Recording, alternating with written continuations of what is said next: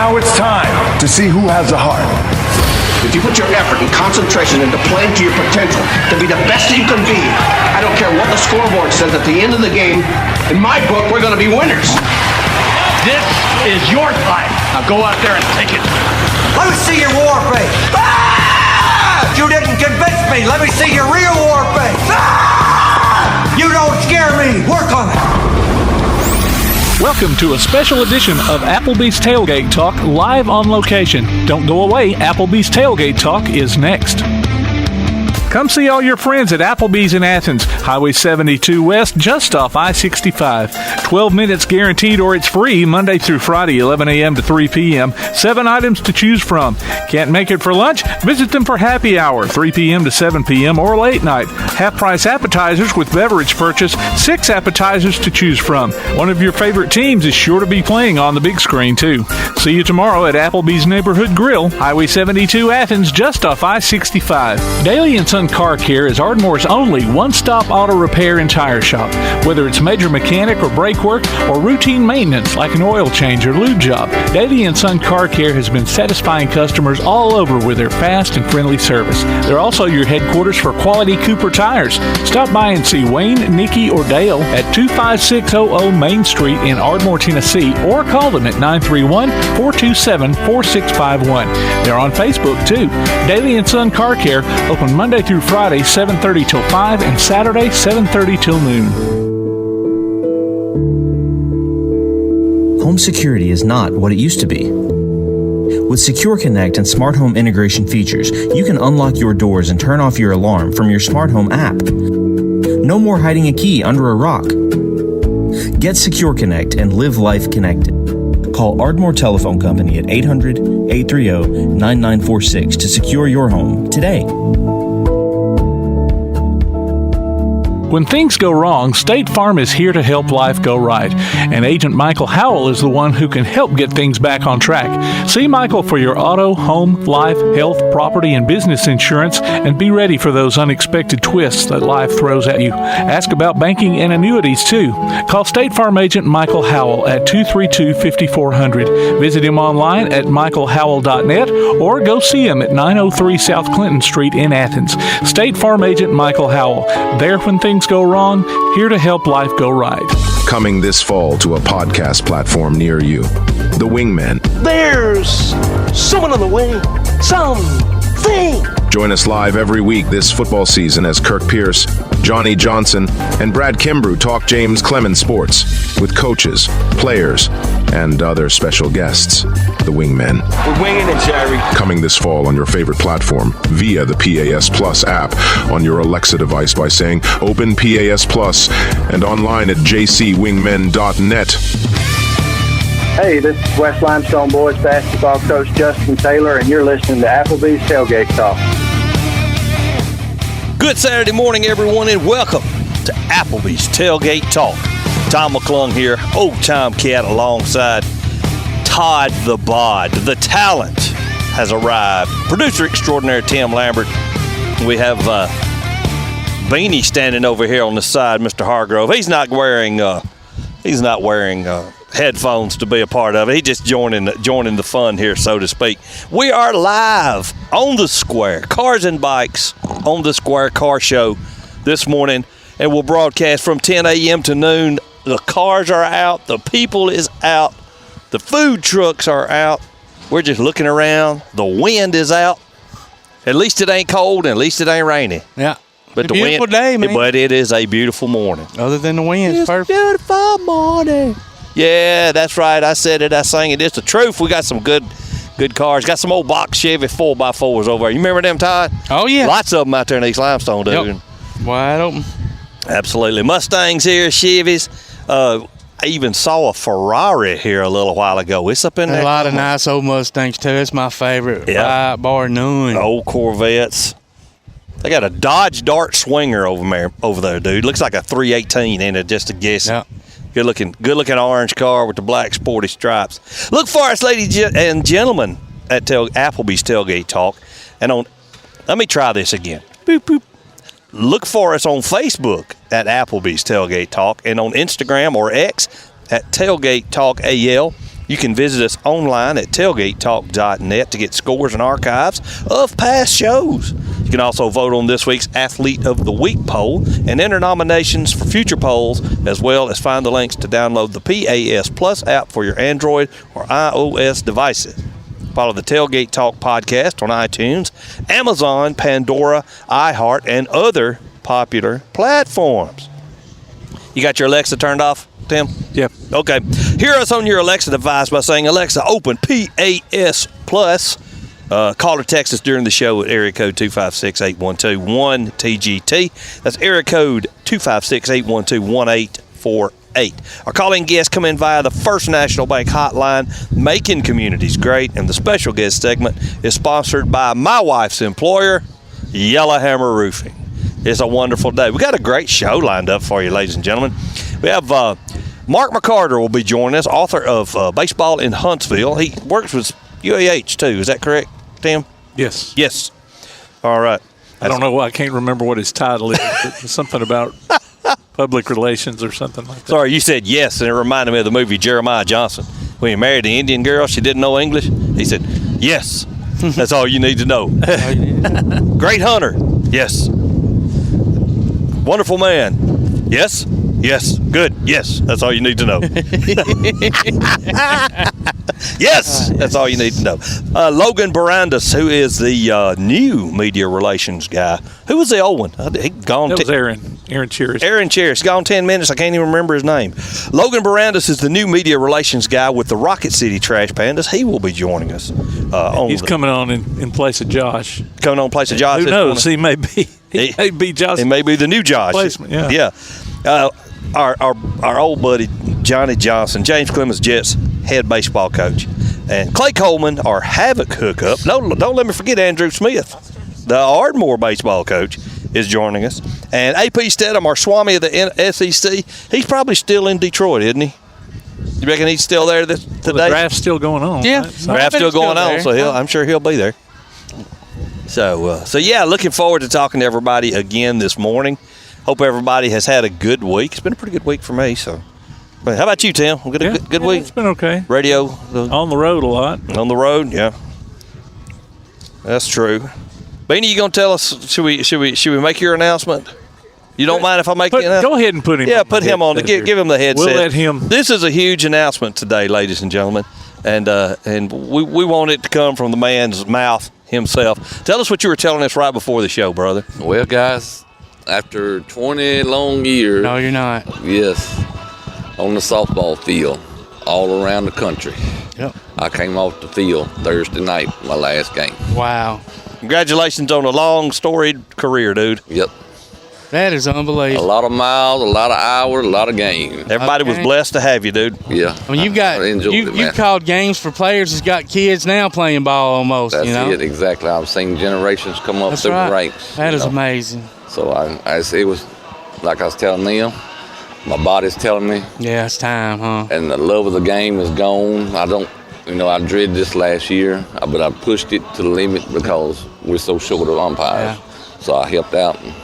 But I finished my last college games last week and finished the high school Thursday night. Wow, and that was it. Well, congratulations on a wonderful career.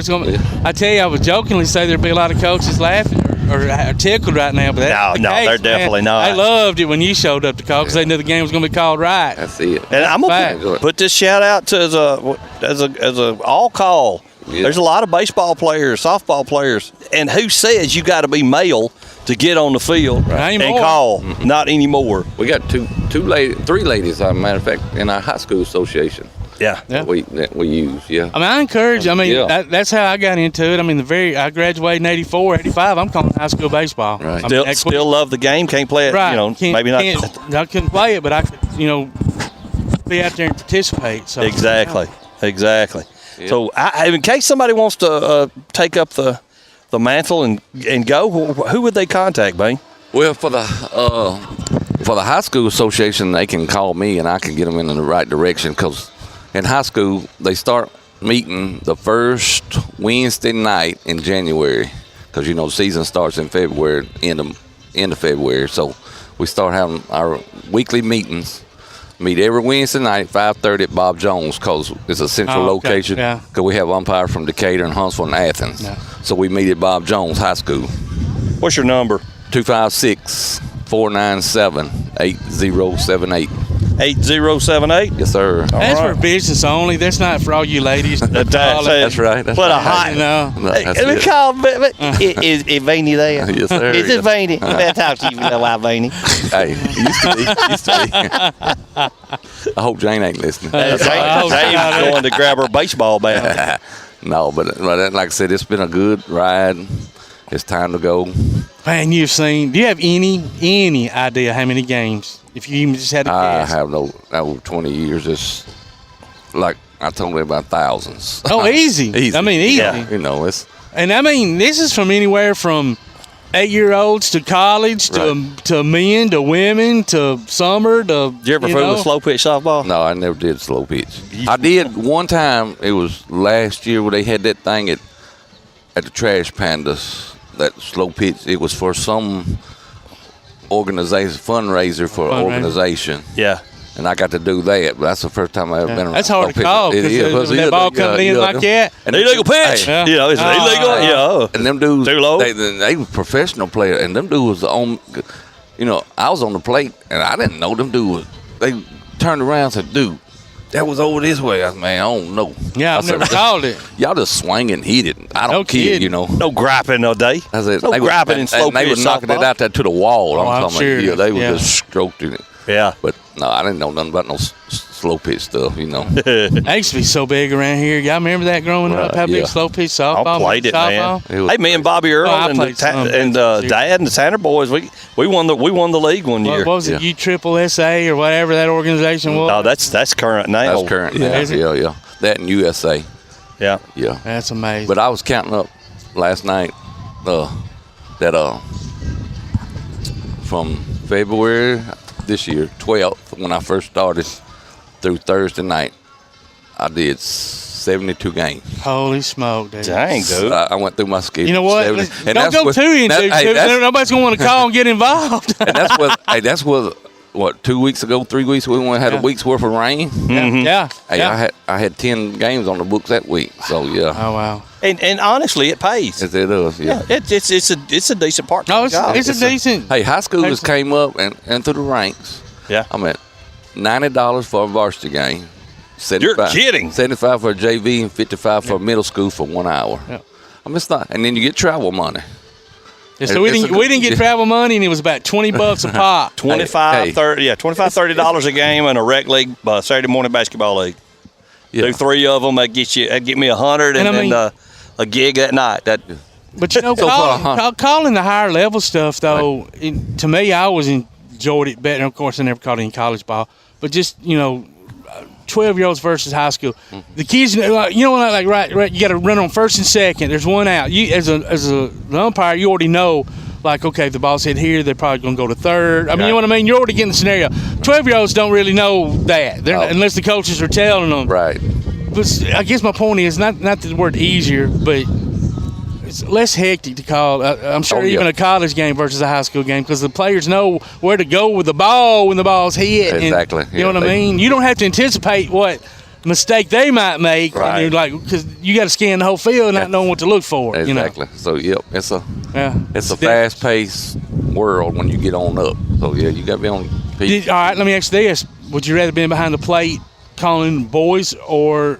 And this is, I don't know. Did you ever call college baseball? No, I've never done any baseball. Oh, okay. So you don't have that. Always softball. Always. See, I only caught just a small handful of fast pitch softball, and that ball's coming in, such a short distance. It's smoking. Sir, it's smoking. But in baseball, obviously further, and not every pitcher can throw 90, but yeah, them girls can bring it, man. Girls, these high school girls now, they throwing anywhere from 62 to 65 mile an hour from 43 feet. Yeah, that's on you. That's smoking, dude. That's smoking because reaction time is the girls from Alabama. They throwing 70 and 72. Yeah. Mm-hmm. So it's just a little difference, but hey, it'll bring it. It's amazing. It is. Well, I tell you what, congratulations, congratulations. We're proud of you, man. It's time to turn it over to producer extraordinaire for Scores and more. All righty, we've got baseball, round 2 of the playoffs.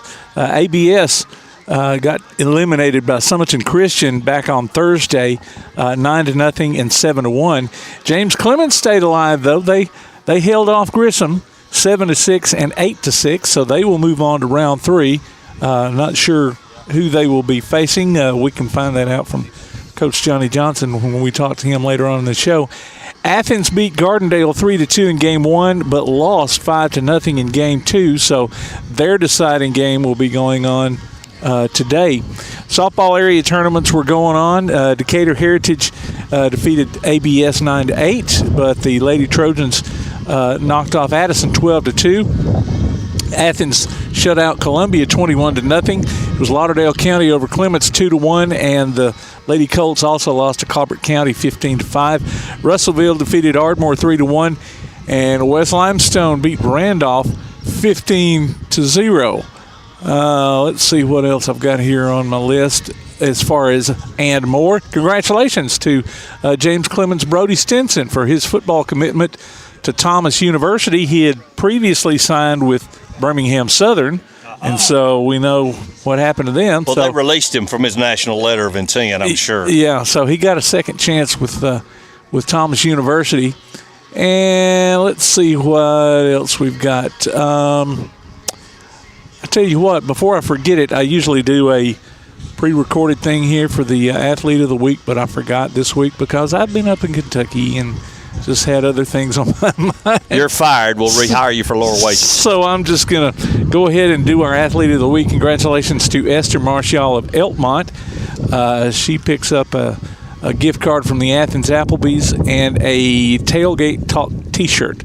So there you go for scores and more, brought to you by P4 Physical Therapy, delivering world-class outpatient care with a purpose. Visit them on Facebook or online at p4physicaltherapy.com. Well, ladies and gentlemen, that'll do it for segment 1 here. It's time to take a quick break. We're live at Cars and Bikes on the Square, Applebee's Tailgate Talk. Tom McClung here, old Tom Kent, and we will be right back.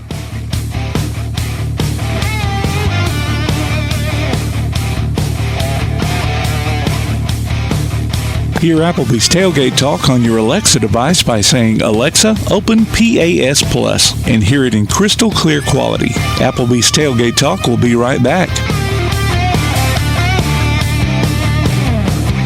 P4 Therapy is an outpatient provider offering community-based care with a unique partnership model that allows them to consistently deliver world-class outpatient care, emphasizing personalized hands-on treatment. Whether it's orthopedic, physical, geriatric, or manual therapy, sports or neuro rehab, telehealth, or most any type of muscle or joint pain, P4 Physical Therapy promises to treat you with integrity, compassion, faithfulness, and selflessness. Locations in northern Alabama and southern Tennessee.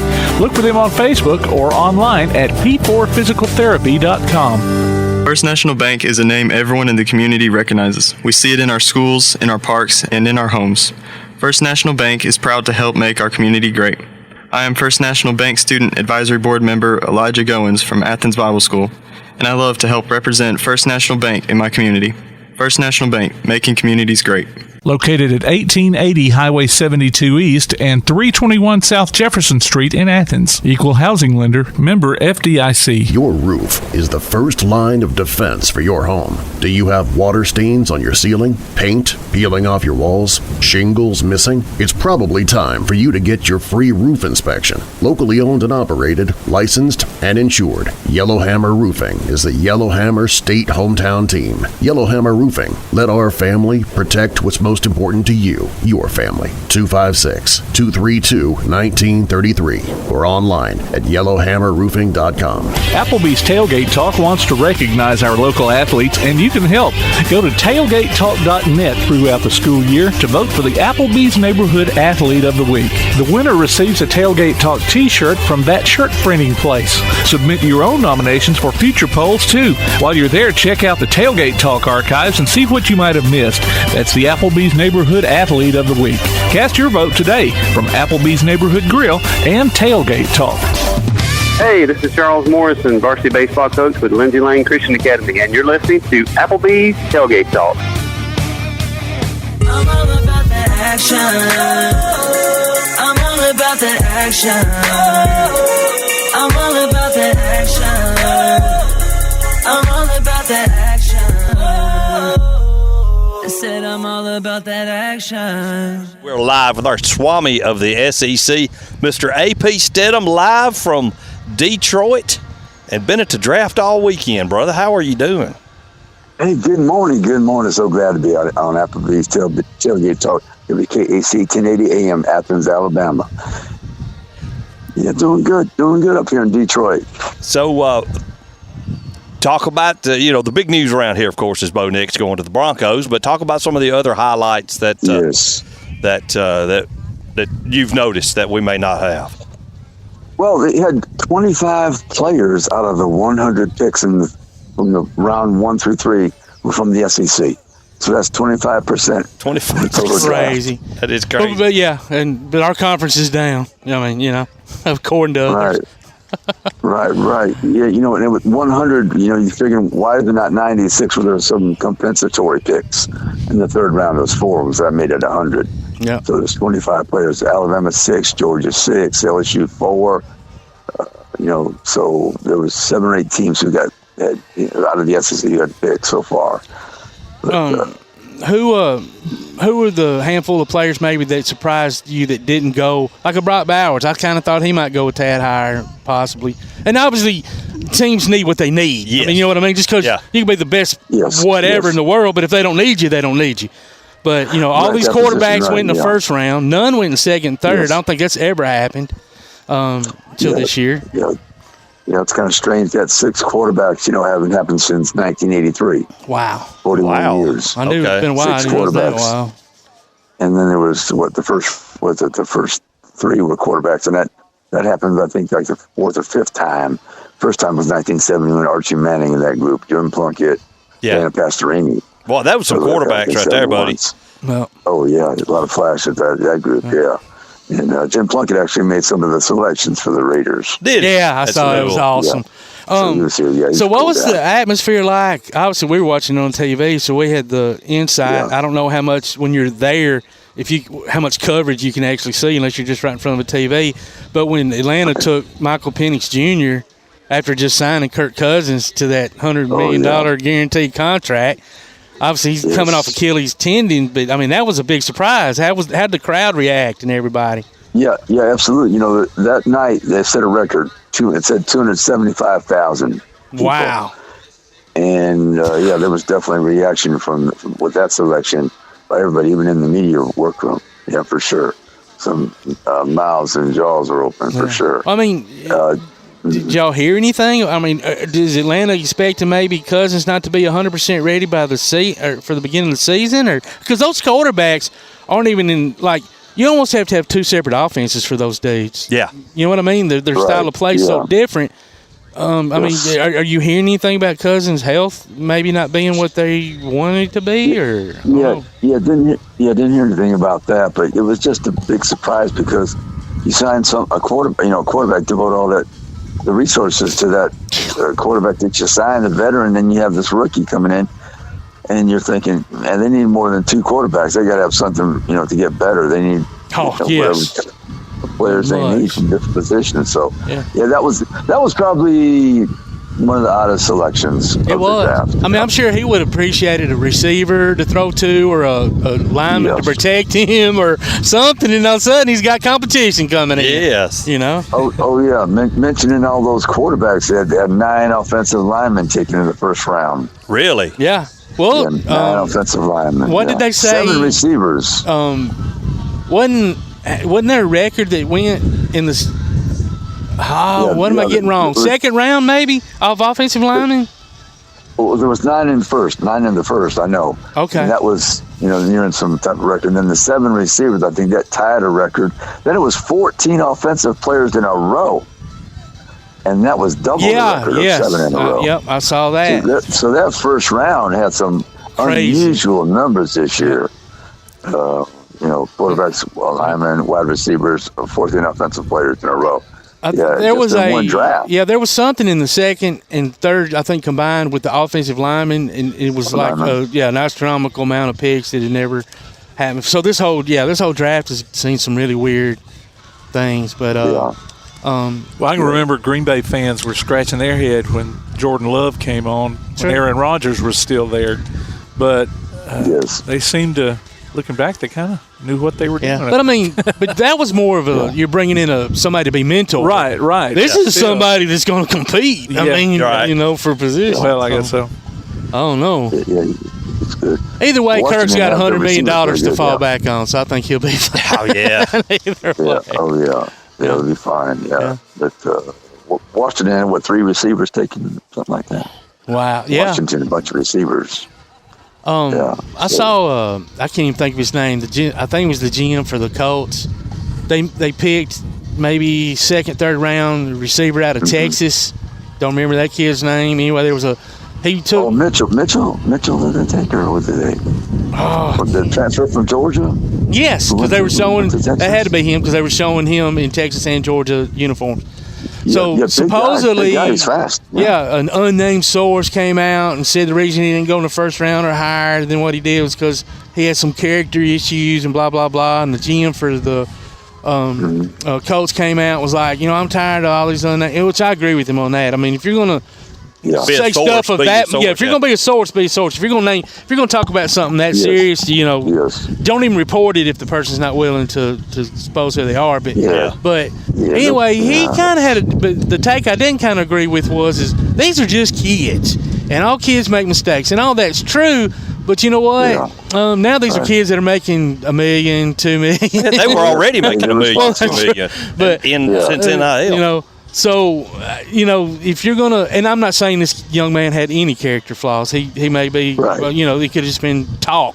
But my point is if these kids are moving forward, he's going to expect to have certain things you know what I mean?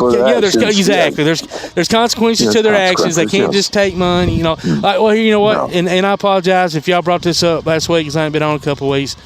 Caden Proctor, that rubs me such the wrong way, him coming back. Kid from Alabama, Iowa, back to Iowa. Now, let me ask you this, and we may have talked about it. Supposedly, the rumor was the day of the Alabama-Michigan game, the morning of, there was a player, and later it was supposedly, unnamed sources probably, that Caden Proctor was the one that said, if you want me to play tonight, I'm probably going to have a little bit more scratch on my table here. Is there any truth to maybe not even Caden Proctor, but any kid doing that? And if it is Caden Proctor, would you want him back?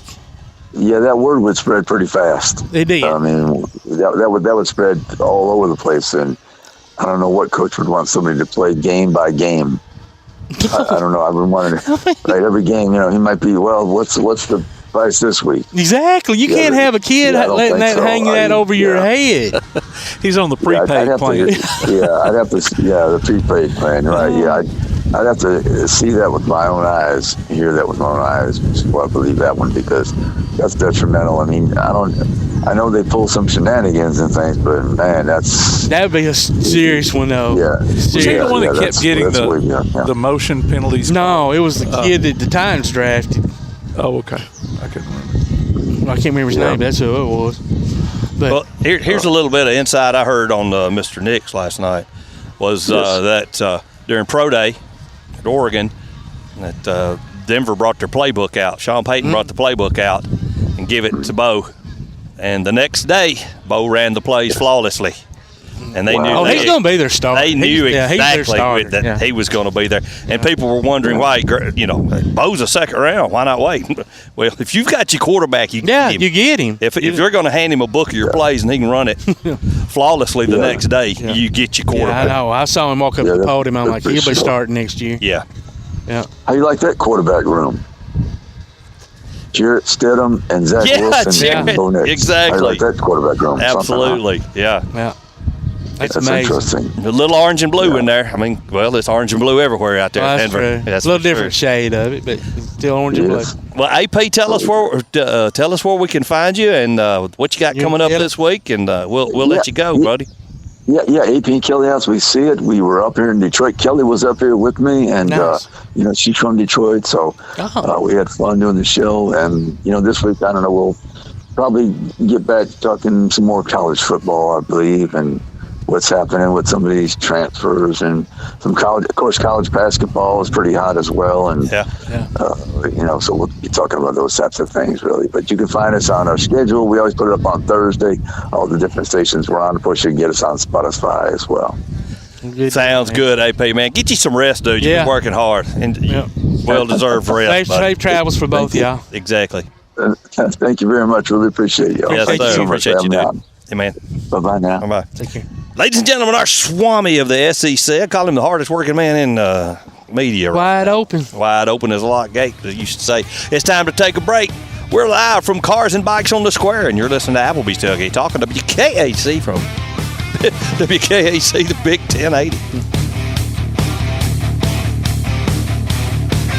AP Steadham, Heisman Trophy voter, Maxwell Award voter, and Biletnikoff Award voter can be heard weekly on the AP and Kelly As We See It podcast on Anchor and Spotify. He can also be found on Facebook and Twitter. We'll be back with more Applebee's Tailgate Talk after this.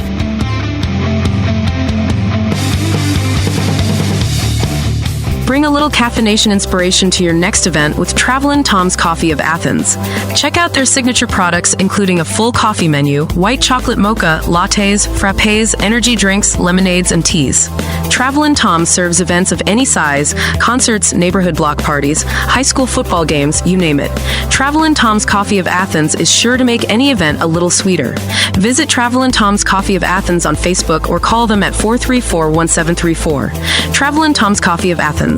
Limestone Drug, located on the square in downtown Athens, is your local Health Mart pharmacy. As your local Health Mart pharmacy, Limestone Drug is locally owned and has a personal commitment to the community. Limestone Drug honors prescription drug plans, including Medicare. They accept flex spending cards and fill prescriptions in minutes, not hours. Limestone Drug knows there's nothing more important than your family's well-being. So shop Limestone Drug at 200 West Market Street in Athens. Your local Health Mart pharmacy. Limestone Drug, caring for you and about you.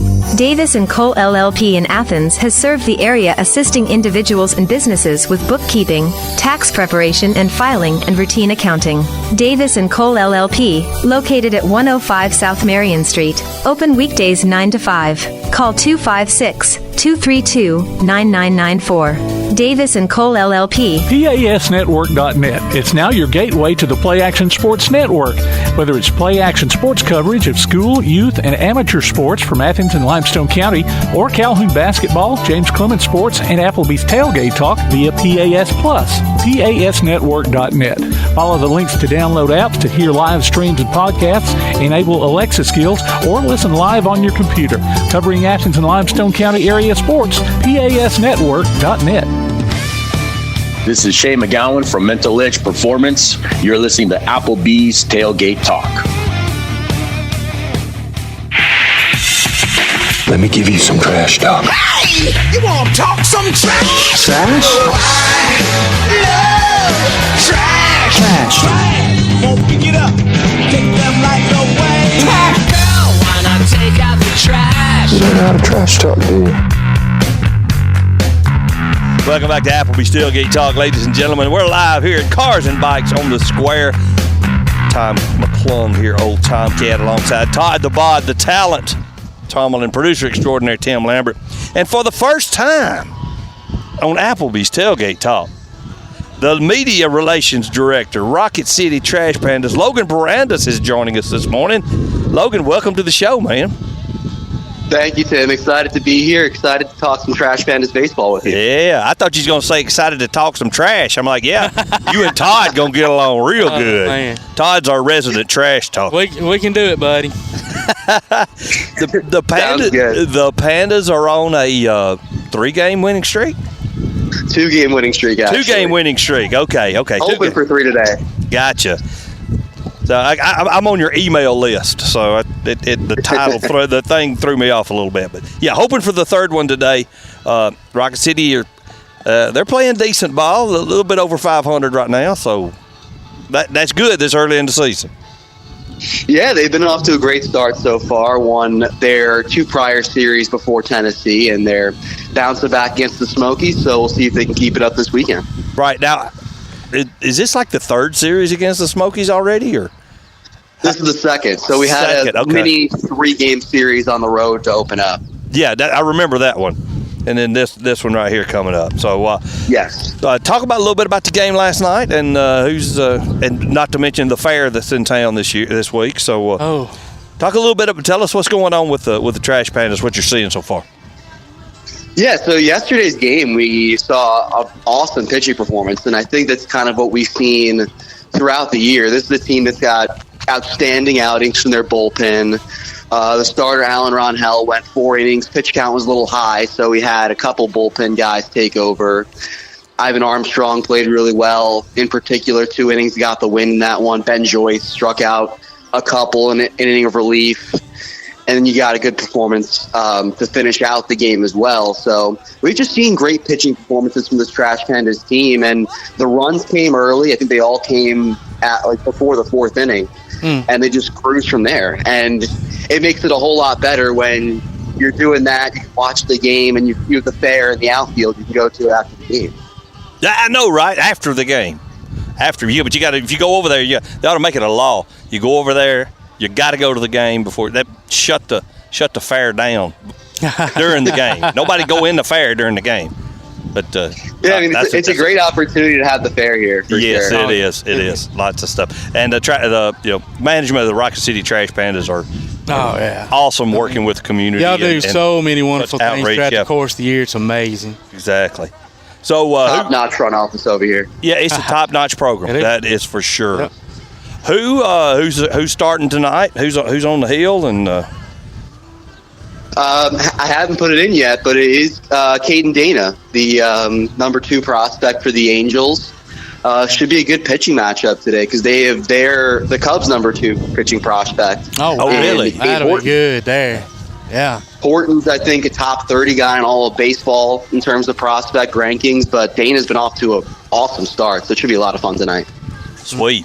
Well, I mean, speaking of which, do y'all have a lot of, I guess players that you're thinking are possibly going to get called up? I mean, obviously that's always potential for that. Yeah, they've had one called up. Oh, already? Yeah. So and that's early. So I mean, but are you looking? I guess what I'm asking is, I mean, and it's so tough being in the minor leagues. Sometimes your roster can just get decimated. I mean, it really can, especially towards the end of the year. But do y'all have some particular, like maybe position players that you're expecting to get called up? For sure. And I mean, that's always the tough thing with minor league baseball, and more specifically being in an Angels organization, because there's a lot more movement compared to what you see with other teams. But yeah, we already had 2 players called up AAA to open the year. We had Carey last week. We had Kenyon Yovan to start the year, made 1 appearance in Tennessee, and that was it. But kind of seeing the roster, we knew we were going to have a lot more eyes on us, just because you have the top 4 prospects in the Angels system. You have a bunch more still in the top 30, and you got guys off to great starts right now. I mean, position players, we have the number 1 and number 4 prospect, Kyron Paris, Nelson Rada. Cole Fontenelle sneaked into number 30 before the season started. You got guys like Tucker Flint, who's been off to a phenomenal season, maybe not ranked inside that list, but he's hitting over 300 right now, and he's taken a huge step compared to what I've seen from last year. So it's a great group of position players, and I wouldn't be surprised if you see a couple get moved in the coming months, maybe weeks. Okay. Now, are there certain times of the year where call-ups are more prevalent? I mean, obviously it can be any day of the week, any time, but I mean, towards the end, obviously, maybe if the Angels are making a playoff push or, something, that's going to be an obvious time. Or even if they're not and they just want to take a good look at some of the kids, exactly, or young players. But I mean, do you feel like there's certain times of the year where it's a little bit more prevalent, or is it just kind of you just never know until you know? I think that there's 2 main points where it's more prevalent. I think one you mentioned was around that trade deadline period where you don't know if the Angels are going to buy, if they're going to sell. Last year they bought, and you saw some change in the Angels minor league field. And then you have the September call-up point. I think a lot of the guys last season on the team made their debut around September. You had Kyron Paris, Victor Medeiros make their MLB debut in that month. So I think that's kind of when we see a lot more movement as well. So obviously a couple months till that, obviously moves can still be made, but I think those are the 2 main periods. Okay, so now just a heads up on this for future reference. We've got a friend of Applebee's Tailgate Talk who used to play for the Big Red Machine, and he also played for the Atlanta Braves, and his name is Darryl Cheney. If you recognize the last name, his grandson Chase is a pitcher for the Trash Pandas this year. So I can't say we ain't got a frog in my pocket, but yeah, we're all keeping up with Chase this year, watching how he plays. Yeah, and I mean Chase is one of those guys too. Made his debut at the end of the year last year, had that one start in September, and now he's back. So I mean that's just another example right there. Yeah, and it's such a small world. I mean the chances of him, but growing up here and then you're in this area and his parents, and then now boom, you're back. It's just weird. Like you don't see those opportunities come about very often. So we're proud for the whole family. For sure, and I mean he's starting tomorrow too. He's found a role in the rotation pretty quickly here. So excited to see what he can do. That's great. Now Logan, this is Aaron Cheris was the one who usually sent out the media relations emails. Now, were you on staff then, or are you brand new to the associate or to the team organization? So I'm brand new. I'm actually taking over for Aaron. He went to a similar role with the Louisville Bats. They're AAA for the Reds. Okay. So I'm taking over for him. Okay. So tell us a little bit about your background. Yeah. Where you come from? Tell us all about yourself. You don't sound Logan. like us, really. I mean, a little bit, maybe. He might. Yeah. I don't know. He, a little far north. Well, there's a reason for that. So I'm born and raised Long Island, New York. There we go. Cool. Awesome. About 15 hours. It was a 2-day trip when I came down here. So actually, Aaron's from the same part of the state as me. Okay. So we had that to bond over a little bit. But yeah, graduated from Penn State May of 2023. Good for you. Spent 2 seasons in similar roles in collegiate ball. Most recently, Wilmer Stingers of the Northwoods League. So first season of minor league ball. Oh, you're just a baby. Dude, wow. yeah. Congratulations on Absolutely. Good early stepping stone, man. Yeah, man, that's a nice one to have in your pocket. Well, how old are you? 24, 25? 22. Oh, man. He's wow, young. you are a baby. Hey, it's Todd. Let me tell you how old he is compared to us. My 2 children are 31 and 33. There you go. Well, you're old, though. And he's 10 years younger than my kids. That's great. Lord have mercy. Yeah. That is wild. Well, good for you, man. That's definitely a good way to start out your career. I appreciate it, guys. Now You'll be saying y'all in no time. I know, right? Ain't y'all. Get him some pinto beans and some cornbread. That changes a person, dude. I'm telling you. Speaking of Southern whatever, I was watching Sports Center this morning, and they always like to highlight a minor league baseball team. Yeah. And they were highlighting what used to be, I think, the Columbia Mudcats. Now they are the Carolina Grits. That's the name of their minor league base. It's in South Carolina. They're the Carolina Grits. Wow. You can't get any more country than that. They're Southern, whatever you want to call it. But so if they're already highlighting people like that, I'm sure Trash Pandas are soon to follow. So you'll probably be getting reached out to. That would be cool. Yeah. That would be pretty cool. That would be awesome.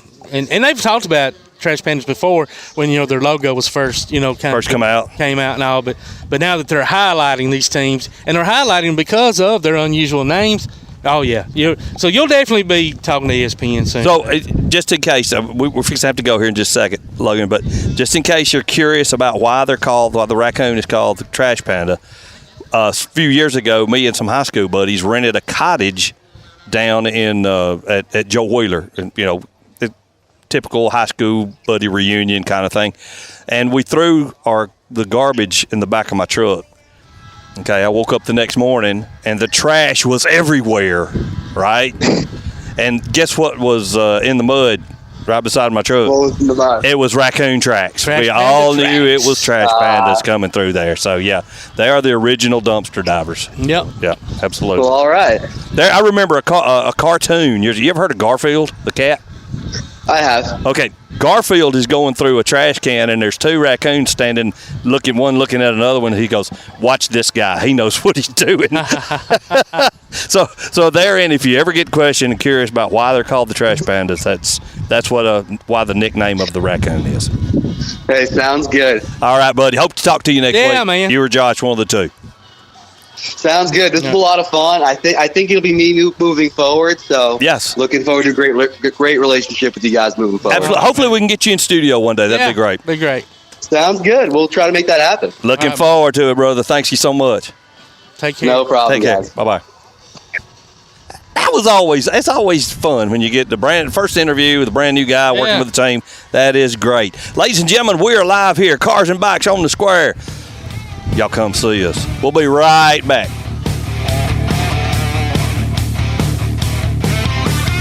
Hear Applebee's Tailgate Talk anywhere you go by downloading the PAS Plus app for your Android or iPhone.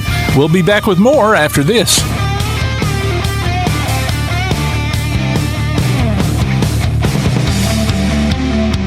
Come see all your friends at Applebee's in Athens, Highway 72 West, just off I-65. 12 minutes guaranteed or it's free Monday through Friday, 11 a.m. to 3 p.m. 7 items to choose from. Can't make it for lunch? Visit them for happy hour, 3 p.m. to 7 p.m. or late night. Half-price appetizers with beverage purchase, 6 appetizers to choose from. One of your favorite teams is sure to be playing on the big screen, too. See you tomorrow at Applebee's Neighborhood Grill, Highway 72 Athens, just off I-65. While others have come and gone, the Lion's Den Gym has been roaring as a workout and exercise fixture in Athens, growing from its humble basement beginnings in 1981 to their current 10,000 square foot location at 212 Commercial Drive in Athens. The Lion's Den offers 24/7 access to their ever-expanding equipment collection that includes treadmills and climbers, elliptical trainers, stationary bikes, loose weights and dumbbells, and over 45 different weight machines. Contact the Lion's Den Gym about a membership today at 256-652-2627. Visit them online at lionsdengym.com or on Facebook. The Lions Den Gym, 256-652-2627. When things go wrong, State Farm is here to help life go right. And Agent Michael Howell is the one who can help get things back on track. See Michael for your auto, home, life, health, property, and business insurance, and be ready for those unexpected twists that life throws at you. Ask about banking and annuities, too. Call State Farm Agent Michael Howell at 232-5400. Visit him online at michaelhowell.net or go see him at 903 South Clinton Street in Athens. State Farm Agent Michael Howell. There when things go wrong, here to help life go right. Keep up with local school, travel, youth, and amateur sports throughout the week with the Play Action Sports Update. Listen weekday mornings at 7:30 and weekday afternoons at 1:30 and 3:30 as we bring you the latest scores, news, and announcements from Limestone County and surrounding communities. That's the Play Action Sports Update 3 times a day, Monday through Friday on 1080 WKAC. This is Shelby Davis, West Limestone head football coach, and you're listening to Applebee's Tailgate Talk. When you're born in this world, you're given a ticket to the freak show. So you're a control freak?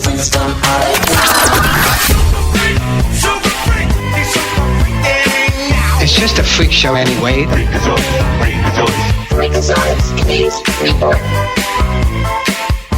I'm laughing because it's 80s funk right before Mr. Freak Daddy himself. Clay Coleman, welcome to the show, bro. How's it going, guys? Man, we doing good. Can you believe the Havoc is 1 win away from the Cotton Picking Cup? Never would have thought it. I really didn't. Tim's putting on his his headphones now. He told me, you tell him what you told me early. Well, and we brought this up in the podcast this week too. Did you ever think going into looking at this team at the start of the season that they would be? I figured they'd be in the playoffs, but not in the finals. Playoffs. Yeah, the thing that you got to look at is plus 2. I think a part of it has to do with all the transition and all the changes. Not really. You probably wouldn't have. Well, you probably wouldn't have put the expectations on Stu your first year. Yep. Are you really going to throw out that somebody has to go to the championship? So I think maybe it'd be a combination of didn't really know what we had, plus, with all the changes, you put that expectation out there that we really weren't. It's always a goal, but you weren't really saying Yep, that's the goal. Win the championship. You know, it'd probably be honestly like way with Alabama football this year. You know, you got a new coach in. I mean, he gets at least a pass for a little while to do that. So I mean, it's been pretty exciting for the Havoc, and they played really, really well. And I think a lot of it had to do when Dominic Procopio got hurt, that the guys kind of rallied and kind of are playing for, you know, anytime you can play for a cause or something else that gets you to play. I think that has a lot to do with it. And then they're just making a lot of goals. So I mean, it's exciting stuff. And the game the other night, I mean, it was a Thursday night, sold out crowd, the 21st of the season, and it was the loudest I've ever heard that venue ever. Wow. And I've been there for championships. I've been there for, you know, big games. And like I said, it was almost deafening at times, especially once they scored that goal to tie it up. With, I think it was like about 11 minutes into the game or whatever. And then it was 3 minutes left in the game. They scored that go-ahead goal. And, I mean, it was unreal. Yeah. So definitely a good spot to be in. A lot of people were thinking that, you know, with the whole 5 games, they didn't realize that, you know, well, Peoria just doesn't have the ice. So it wasn't a situation of, you know, they would have loved to have started at us, make them go there first, but they didn't have it. And then now they have 2 days of ice. And I don't think anybody wants to have that where the one team has a chance to beat you, and you have to win every game you play from here on out. Yeah. So that's a tough spot to be in. So I think the Havoc are in a prime position to put it away and win it. I mean, it's theirs. Thursday night they played horrible on the power play. I mean, it was probably the worst I've ever seen. So winning that game was a big thing. If they can put their power play stuff together, just be smart, I think they can beat them tonight. Yeah. Now, so they had the chance to start the series in Peoria. Well, they couldn't. No. I mean, if they'd had the availability, though. Yes, no. If they'd had the availability, they would want 100%. Peoria would have wanted us to come there first. But that's one thing the fans don't realize a lot. It's also the cost that it takes to do that, and it would be financial. You know, you'd have to rent a charter bus to get hotels and drive all the way there and then play a game and then come all the way back and then go all the way back if you had to. So, I mean, financially it would really hurt a team. Yeah. It's there's a lot of people on the fan cave that were mad about not having 5 games and how the league is a joke and all these things. And they just don't realize that, you know, it's a situation. It's a business. Exactly. You know, it's kind of like the same argument that, you know, not to completely go off on a complete tangent, but, you know, like everybody was getting mad about Caitlin Clark only making $86,000 a year versus the NBA's rookie getting $55 million. It's business. I mean, would they love to pay those players more? Absolutely they would. Yeah. But there's no way because it just financially doesn't make sense. And but I think a lot of Havoc fans are only looking at it from, you know, like you walk into a building like the other night, there's 6,200 of y'all in there. Well, not every ice is drawing that kind of crowd consistently. And, absolutely. I mean, they're just not. And so monetarily, they just don't have that ability. Has there ever been a team, to your knowledge, win the league with any lower of a seed than what the Havoc have been this year? You know, that'd be a good. I'll look that up. I don't know. I mean, the 5 seed is a pretty low seed. But I need to go back in and look. You know, I do know that we've had a couple of ones where we've been in that 4 or 3. I don't think we've ever went in as a number 1 seed to win it. So it's a good kind of omen for us. So I'm excited. Yeah. Tell you what, though, Coach Stu, this could be a curse or a blessing, I guess. Exactly. Like, you know, you go ahead and win it all your first year. Yeah, where are you going from here, brother? Now those expectations only become, you know, like, you did it your first year, bub. Ain't no reason why you can't do it from here. Or on the opposite side, you get what you'd call a AAA team, ECHL or somebody like that, come calling with some more bucks and steal your coach away. That's true, too. Yeah, you know, I think Glenn and I had lunch the other day, and he and I hadn't done that in a while, and we just kind of caught up, and that was one of the things we talked about was like, hey, is this good for him? Yeah. And he was like, you know, I don't know. He was like, it could be a situation to where, there's going to be that that pressure, you go through this year, even for the Havoc staff. It's like, well, what if things are, economically a little worse, God forbid, next year, and it dips and you don't have as many sellouts, then what's the expectation? What's the, it's sometimes success can be a curse in itself. So, yeah, I think it's good. I mean, I'm really proud for him and Tyler. I mean, it'd be two coaches that have won rings and championships as players and now as a coach. It's a great accomplishment as well. And, there's one player that's been in Derek Pearl, who's been one of the players that had been on a championship team. The rest of them hadn't. So wow.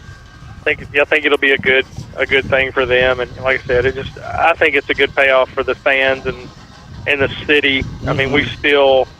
It's funny. I was talking to somebody the other day. I guess there's a new football team that's coming to North Alabama at the I guess John Hunt Park or whatever. Yeah. And somebody was like, "Are you afraid of that hurting the Havoc?" And I was like, "The Huntsville Beavers." Yeah. You think that's something that's going to beat the Havoc? I don't think so. There's still a little edge. I mean, I say it and I mean it with all respect, but I mean I've been with the team for 18 years. I felt like the Havoc got disrespected a lot with the Stars and the Vipers and the Hammers, and then the Havoc's plugging along, keeping going, and all of a sudden the Trash Pandas come in, and that's the new shiny thing, and it's just kind of like, hey guys, this team's been pretty dominant. It's setting records. It's not, and we're going to be here, a long time. So I'm kind of in that thing where I like the little edge of just, we need more respect for the Havoc than we currently get. So. And that part's true, but you know what? To me, it's also kind of cool to be that fringe thing. Man, Havoc fans are rabid. That's our thing. This is our thing. Yeah. You can have the Pandas, you can have the Vipers, and all that. The Havoc's ours. I mean, you know what I mean? That kind of mentality. Oh, absolutely. And it was exciting. It was exciting. That's one thing Glenn and I talked about. that.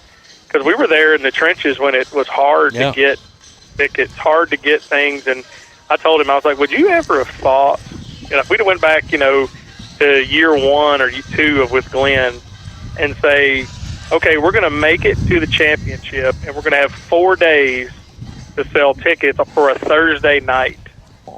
I was like, do you think we would have ever thought we would have sold it out? We would have been going and giving tickets away. Just to get bodies in the building. Yeah. Right. So, I mean, it was very impressive, and, kudos to our fans. Like you said, they're at a little edge of crazy that you need to have to be fanatical and enjoy your team. So.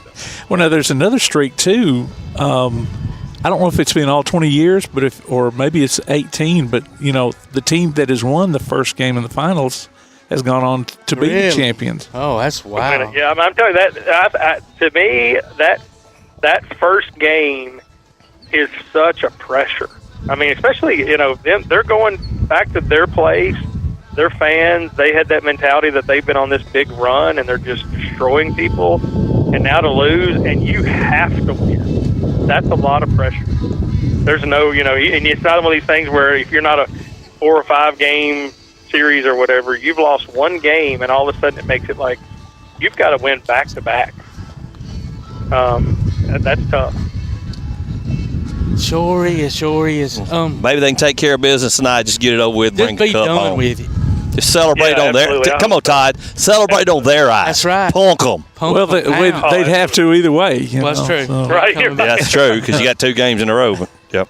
I mean, if you really wanted to punish them, even though it gives us a heart attack, you lose tonight, and then you win in a shootout or something, to end it all. Right. I mean, I want them fans going home crying, hating the Havoc, hating our guts. Absolutely. But whatever. Either way, just bring it back. It's funny. They're having a couple watch parties tonight in Huntsville. Great. And it's funny. So the last time that we played Peoria, the last time we won, they had to play in Peoria to win it.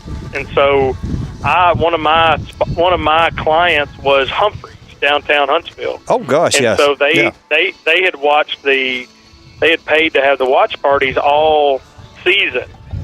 And so when we made the championship, we had to have a watch party for the championship at Humphreys. So I was told I had to stay.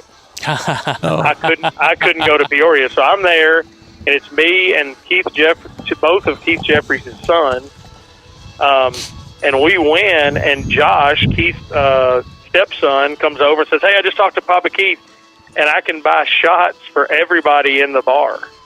He probably didn't know there was 400 people in there, did he? Oh, no, right. And I don't even really think that he even really talked to Keith. Oh, no. And so there was, I think it was like 380. Oh, my goodness. And they, Humphreys gave us a deal, but he did fireball shots, and when I got back, Keith was like, "You're the vice president of the team. You should probably have talked him out of that." And I'm like, "That's your son. That's your son." I'm not gonna. He said you said, That's awesome. So I'm banned from any of the watch parties tonight. So I'll be watching at home. Keeping you away from that credit card. I love it. Yep. That's great. Well, brother, thanks again. We'll talk about T-Bone. He's getting strong. Man, man. So proud of that dude. Absolutely. Senior year coming up this year. So he's going to look good in that crimson. That's all I can say. Wow. Well, to make you feel better, Todd, I'll let you know there has been, just to give you some top secret stuff. So okay. He has a camp in Clemson on the 4th. Yeah, I saw that. Yep. And then we're not allowed. I can say it on y'all's show. I'll give you a little scoop here, but we're not allowed to post it on social media. Okay. But he's been asked for a private tryout to Georgia on the 18th. And it's funny that I guess the way things talk or whatever. Just this past week, the guys from Alabama reached out and wants him to come to their camp on, I think it's June 8th. Amazing. So he's going to go down to Bama, and then Arkansas is the other one that he's got right now. So well, we're proud of exciting it. time. Yeah. Good times. Well, we'll talk about that again next week, brother. Keep us updated. Thanks a lot. Okay, sounds good. All right, man. Havoc. See ya. See y'all. Go Havoc. Ladies and gentlemen, on the First National Bank Hotline, making communities great. Clay, Coleman, or Huntsville, Havoc, hook up. Go Havoc. It's time to take a break. You're listening to Applebee's Tailgate Talk on WKAC, the Big 1080.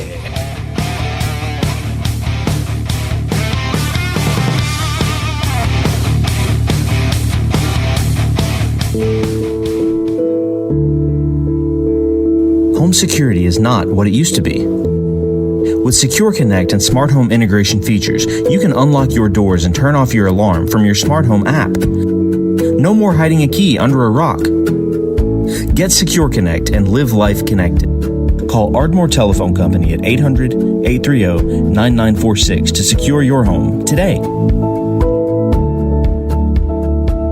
P4 Therapy is an outpatient provider offering community-based care with a unique partnership model that allows them to consistently deliver world-class outpatient care, emphasizing personalized hands-on treatment. Whether it's orthopedic, physical, geriatric, or manual therapy, sports or neuro rehab, telehealth, or most any type of muscle or joint pain, P4 Physical Therapy promises to treat you with integrity, compassion, faithfulness, and selflessness. Locations in northern Alabama and southern Tennessee. Look for them on Facebook or online at p4physicaltherapy.com.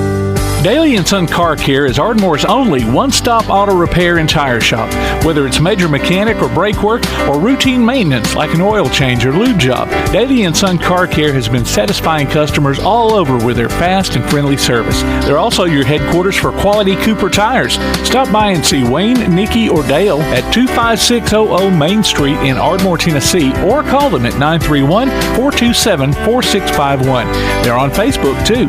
Daly & Son Car Care, open Monday through Friday, 7:30 till 5, and Saturday, 7:30 till noon. Limestone Drug, located on the square in downtown Athens, is your local Health Mart pharmacy. As your local Health Mart pharmacy, Limestone Drug is locally owned and has a personal commitment to the community. Limestone Drug honors prescription drug plans, including Medicare. They accept flex spending cards and fill prescriptions in minutes, not hours. Limestone Drug knows there's nothing more important than your family's well-being. So shop Limestone Drug at 200 West Market Street in Athens, your local Health Mart pharmacy. Limestone Drug, caring for you and about you. Now on a platform near you, the only year-round weekly podcast covering the Huntsville Havoc, the Wreakin' Havoc Podcast. News, interviews, and more. Dropping every Thursday, we'll just reek of the Huntsville Havoc. Check us out on Facebook, Twitter, and Instagram, and listen, follow, and subscribe on your favorite platform via the PAS Plus app and online at wreakinhavoc.com. Hello, this is Calvin Smith, former world record holder in the 100 meters, 1984 and 88 Olympian, and former Alabama track athlete. And you're listening to Tailgate Talk. Welcome back to Applebee's Tailgate Talk, ladies and gentlemen, live from Cars and Bikes on the Square here in Athens, Alabama. Applebee's Tailgate Talk. Tom McClung here, old Tom Cat, alongside Todd the Bod, the talent himself, tumbling, producer extraordinaire Tim Lambert, and Beanie's over there in the bullpen in case we need some, bring him out there for a closer or something. Right. Now we've got on our calling guests coming in via First National Bank hotline, making communities great, Mr. Mark McCarter. Mark, thanks for joining us, brother. Hey, thank you guys for having me. I wish I was over there on the square instead of actually having to work right now. Man, they got... You'd be loving it, buddy. We got Rick James dropping bombs on people everywhere. That's not Rick James. That's the Gap Band. Is that the Gap Band? Yeah, Rick James is burning rubber on everybody somewhere, right? No, that's the Gap Band. Is that the Gap Band, too? Same song. Rick James was Super Freak. Super Freak. Oh, okay. That was Clay Coleman. That was Clay. Yeah. Oh, okay. I'll get it. But you would love it. I lost a lot of brain cells in the 80s, Mark. Yeah. Yep. Absolutely. Well, tell us about you've got the baseball in Huntsville. Is this a book? Is it out now? Is it coming out? It's out now. It's available at a lot of local bookstores. It's even in some drugstores on those racks that have a lot of local history books that come from the History Press, Arcadia Press out of Charleston, South Carolina, which published this. So, and if nobody can find them, I'm easy enough find on Facebook. Hit me with a DM, and we can work out a way to get one to you. All right. Well, what led you to want to start writing this and get it out there? That's a really good idea. Really good. Well, it's I blame it all on COVID. And I've been working on I'll shorten the story best I can. I've been commissioned to write a book on the Rocket City Trash Pandas and their arrival. Okay. And so I had this book all set to go, and I'd written it in context of the Trash Pandas arriving in the context of Huntsville's baseball history, the long history there, talking about the stars, talking about the old teams, but just trying to put historical context to it. So the book is written, it's all set to go, it's on the press, they're ready to hit the start button, and COVID hit. Oh. And as we know, that knocked out the very first season of the Trash Pandas. Yep. I remember that, yes. The great word that year was pivot. So we made a pivot, decided that the Trash Pandas book would be, which is also out and available at the ballpark, called Pandemonium.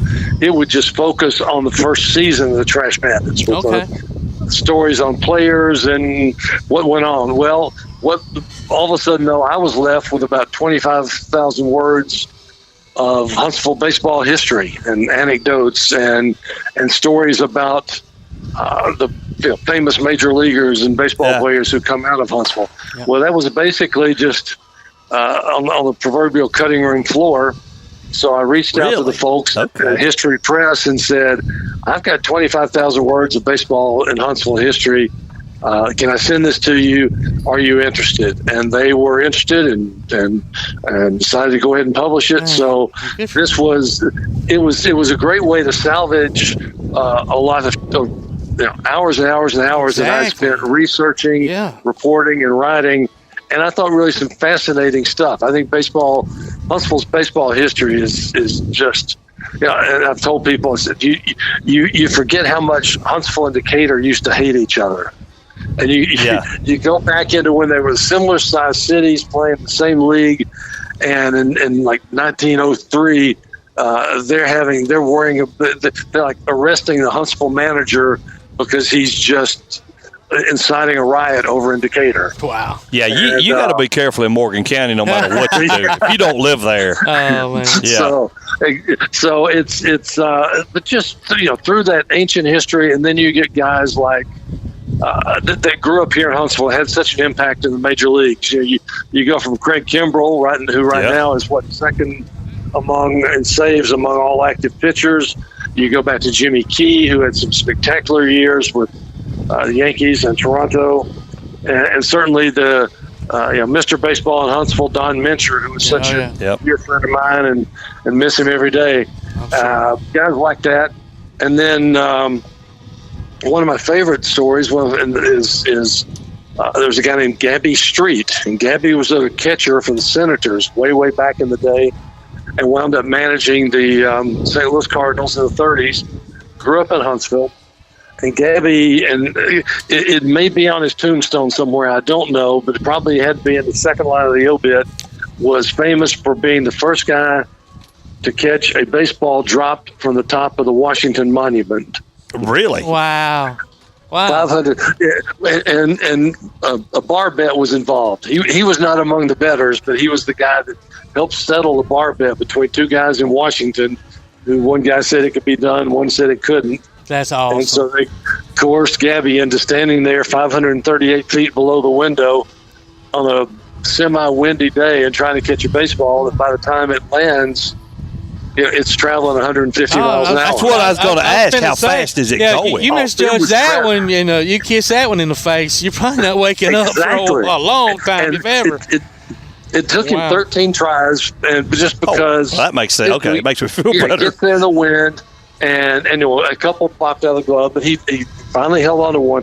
The great footnote to that story is that did that one morning in Washington. That afternoon, he's in a game. He catches Walter Johnson for the Senators that afternoon, playing the Tigers. The only run the Tigers score that day is on a double steal, and the second baseman is throwing the ball back to home plate, and Gabby drops the throw from the second baseman. Oh, my God. Wow. Oh, one from the Washington Monument. We couldn't hold on one to the second base. Right. Couldn't catches one 538 feet from the top of the monument and can't haul one at 80 feet from the second baseman. Oh, wow. Now, and that sounds like something that would come either from a bar or from a college dorm room. Exactly. Either or, exactly. Yeah. So you said that Gabby Street. I'm sorry. Go ahead. No, I was just saying, two guys in a bar in Washington get an argument about this. And let's find somebody to catch it. Yeah, you can't make that stuff up. That's awesome. That's right. So you said Gabby was the manager of the Cardinals in 1930 or 30s or what? In the 30s. Yeah, in the 30s. He was there with the Gas House Gang. Oh man, I don't remember. In fact, he even brought his team, brought the Cardinals in to play an exhibition game here in Huntsville one year. So, yeah, he was the toast of the town. Yeah, that was my papa's team, man, and he would have known about all of that stuff because that was that was his team and his air. Here's a great little thread to this. Gabby, after he got out of managing, perfect for his name, got into broadcasting. Yeah, and was broadcasting the Cardinals games on the radio, and he broke in this young kid broadcaster named Harry Carey. Wow. Whose grandson is now what? Josh is the voice of the Trash Pandas. Josh. Well, I mean, the whole Trash Pandas. generations of them sitting in the booth. Yeah. Even Josh's son is now what team is he with, Tom? Am I dreaming that? Maybe it's not his son. Josh's Chip's brother. It's his nephew. Okay. Chip's son. I knew there's another one out there. Yeah. Yeah. I mean, that's just incredible. Hey, I'm wearing my Trash Pandas hat with Josh's autograph on top. So that is good. He's a friend of the Tailgate Talk here. He's an awesome guy. You talked a little bit about Don Mincher. Without Don, there's not obviously the Stars, but there's not the Trash Pandas probably either. Right. I mean, based on how successful Don was able to make baseball in the city of Huntsville. I think talk you're a little right. bit about him. Don was, first of all, a heck of a player. Was a two-time American League All-Star. Hit a home run off Don Drysdale in his very first World Series at-bat. Just a good 12, 13-year career in the big leagues. Came home, worked in a trophy shop, just enjoying life. And in 1984, prior to the first year of the Huntsville Stars, he reaches out to Larry Schmitto, who was the Stars owner, and said, "Hey, Larry, you need some help." And Don was like, "Want me to be the official scorer? Want me to do the PA?" And Schmitto very wisely goes, "No, I want you to be my general manager." Wow. What a great decision. Don running the front office, and his name and personality and name recognition, all that was just awesome way for this team to start, and then led a group of people, put a group of people together to buy the Stars that kept them in Huntsville in the mid-'90s, and then eventually became president of the Southern League, at which time he had to sell his chunk of the team. Yeah. But Don was very proud of how many different things he did in baseball, and he did them all spectacularly well. I think it was so fitting. A year or two before he died, minor league baseball gave him the highest honor, which is called King of Baseball. Yeah, with the crown and the scepter and all that. And That's awesome. And he certainly was. He was certainly King of Baseball here in Huntsville. And I appreciate what Ralph Nelson, the former president of the Trash Pandas, did, which was to make sure that Don was continually be remembered out there. Don's number is retired, number 5, and it's there to be seen it's forever. up on the wall. It is. It is out there on the wall. Yep. It's a perfect tribute for a wonderful guy and just just great friend. Mark, if I'm not mistaken, some of the old minor league games were played out there at Optimus Park, just on the other side, right before you go up Chapman Mountain. My wife's granddaddy, Carlos Ramsey, 6'4", lefty. He played some minor league ball locally here. Every time they would go and drive by Glenn, Debbie's daddy would say, "Hey, my daddy pitched in that park right there." So, they used Optimus Park a lot for exhibition games. When the big league teams would come in, that's where they would play. There was never every time a new team was created, say in 1903 and later in 1911 and then in 1930, there was never a great footprint built for a stadium. So they had ballparks various places around town, but nothing with the permanence that Optimus Park has had. And the Optimus Park has hosted some great teams. And of course, it is part of the baseball history. I include this in the book. A great part of Huntsville's baseball history and legacy are those old mill teams. Those guys, they would outdraw the minor league teams. Yes. Lincoln Mill against somebody else, and they'd have a bigger crowd than what the Huntsville Springers might be drawing across town. Right. I don't know. Actually would beat the minor league team. Yeah, I don't. Yeah, the team that Grandpa Carter's played on, they beat the Alabama Crimson Tide when they came to town. And I think it was one of those minor league teams you're talking about. Yeah. One of the mill teams. So yeah. Now he just wouldn't leave town. He stayed with the family. He had a good piece of dirt. So did you cover any of the Negro League players or any of those teams? Sure did. Yeah, particularly Dick Scruggs, who was still around. Bless his heart, he's been a great member of this community. But yeah, several of the guys that from here that played in the Negro Leagues and even one guy who had like a cup of coffee with him one day when one of his former teammates was raving to the Birmingham Black Barons manager. They were coming up here for a game. "Oh, you got to see this guy pitch. You got to see him." And the guy shows up to watch the game, and the manager meets him and says, "I hear a lot about you. Here, you can pitch." And the guy goes, "Yeah, I can. Let me go to the car." Goes to his car where he had his spikes in his glove, pulls them out, puts them on, and actually pitches in one of the games here. Just a one-shot deal. So, yeah, we had some big ties to that. To the we never had like the Birmingham or the Chattanooga Black Lookouts, things like that. But a lot of guys that went from here and played in the Negro Leagues, and they're still around. And thankfully, the Trash Pandas do a great job of honoring them every year in their history. Yeah. Do you know how many teams came through Huntsville? How many different franchises? I guess. Yeah, there was one that was here. The first pro team was 1903, and it was here, struggled for 2 years, took another shot at one in not having the book in front of me, 1911, I'm pretty sure. Then it was really up to the Mill League teams and brought another team back in 1930. And then nothing after that until the Stars in '85. Oh wow! It was interesting. Every time you would, in the research I was doing in old newspaper clippings, you'd see the same stuff that we hear now, even with the major pro sports expansions. There was all this talk about we need a baseball team here because it's going to shine a bigger light on our community. It's going to make us seem, bigger and better. It's going to be more attractive to people moving to town, and it's going to have great economic impact. Well, they were singing that same song in 1903 that you'll hear them sing right now, bringing the Oakland A's to Las Vegas. Just a bigger chorus. So what you say the first team folded after a couple of years? What was the reason? Primarily attendance. Okay. Attendance is just, they didn't draw spectacularly well.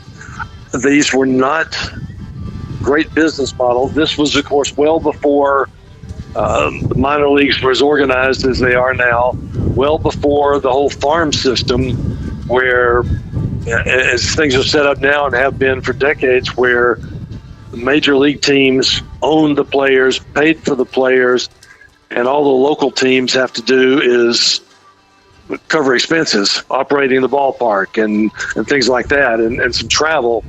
Well, those days, guys who own the team, they wrote the check for everything. They wrote the check for salaries, for travel, for umpires, for equipment, uniforms, and it just was not a great economic model. And you'd see teams even fold in mid-season. Oh wow! And get absorbed by somebody else. Yeah, it's just there's a line I think I use in that book, or I've used somewhere else, and it's really applicable then. And I'll ask you guys a question. The best way to make a small fortune in minor league sports? Start with a big fortune. Start with a big fortune. Exactly right. That's a NASCAR thing I've heard a time or two. Yes, sir. Yep. And that happened. That happened several times in Huntsville. Heck, it happened with the Stars. The attendance dwindled, and an absentee owner who was a bit of a nightmare for this community and for me personally, let things dwindle. But as Ralph Nelson said when he brought the Trash Pandas in, Ralph did tons of homework, and he recognized that teams that were very, very successful, how many times they were cities that were basically taking a mulligan. You look at the success Montgomery has with the Biscuits. Well, they had to lose baseball for a while when they lost the Rebels to Birmingham to appreciate it and bring it back. Greenville, South Carolina, another good example. Chattanooga was without a team for 10 years, from 66 to 76. Oh, wow. And it's thrived. So the success stories have been places where people kind of wake up and realize they didn't know what they had till it was gone, and they have so welcomed a new franchise, especially a franchise that like what Garrett and Lindsay are doing now with the Trash Pandas. Everything's so fresh and vibrant and fun, and it's well accepted. That's been a great formula, and it finally happened here. Yeah, and they're doing a good job of getting into the community and doing community things like the fairs there right now, and they have all kinds of the Christmas stuff, and they're always having something going on to bring people to the stadium that's not even baseball related. So those kind of interactions obviously help a lot too, because it shows you that the organization cares about the community that they're playing in. So it does show they care, and it does sort of fulfill their pledge to the city of Madison. Yeah. Which is, let's build this stadium, and we promise we're not building this stadium for 70 nights a year. We're building this for 365 days a year. Yeah, and they fulfilled that. Done a beautiful job. Exactly. And I'm tickled to finally see Joe Davis Stadium getting back in it. It was Huntsville football, soccer. Obviously not baseball, which that's what we all grew up on watching. But at least there's something there now, and it's not going to just sitting there collecting dust. Agreed. It's fun. I live not far from the stadium, and it's so cool to drive by and see it filled and see the lights on, and got so many memories from so many nights at that park covering baseball. And I will I think I can confess I'm probably not the world's biggest soccer fan. No, but I love the fact that Huntsville has another entertainment option, like this football club. I love what they were able to do. All the attaboys in the world to John Hamilton, who's Huntsville City Administrator. Yeah.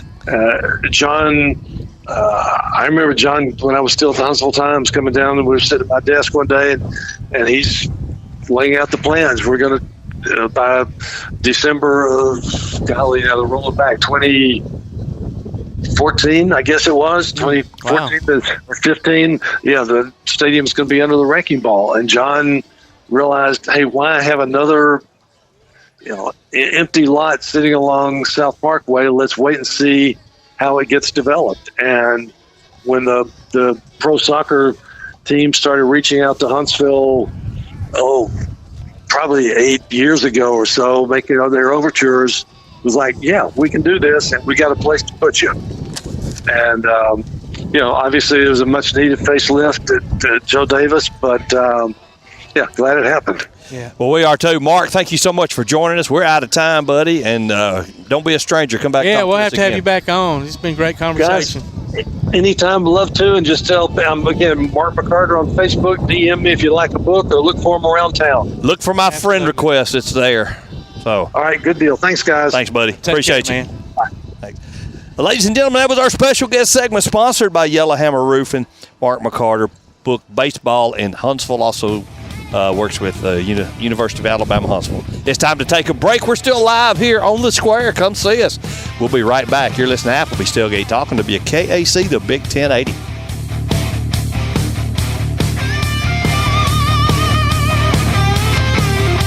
Your roof is the first line of defense for your home. Do you have water stains on your ceiling, paint peeling off your walls, shingles missing? It's probably time for you to get your free roof inspection. Locally owned and operated, licensed, and insured, Yellowhammer Roofing is the Yellowhammer State hometown team. Yellowhammer Roofing. Let our family protect what's most important to you, your family. 256-232-1933 or online at yellowhammerroofing.com. Davis & Cole LLP in Athens has served the area assisting individuals and businesses with bookkeeping, tax preparation and filing, and routine accounting.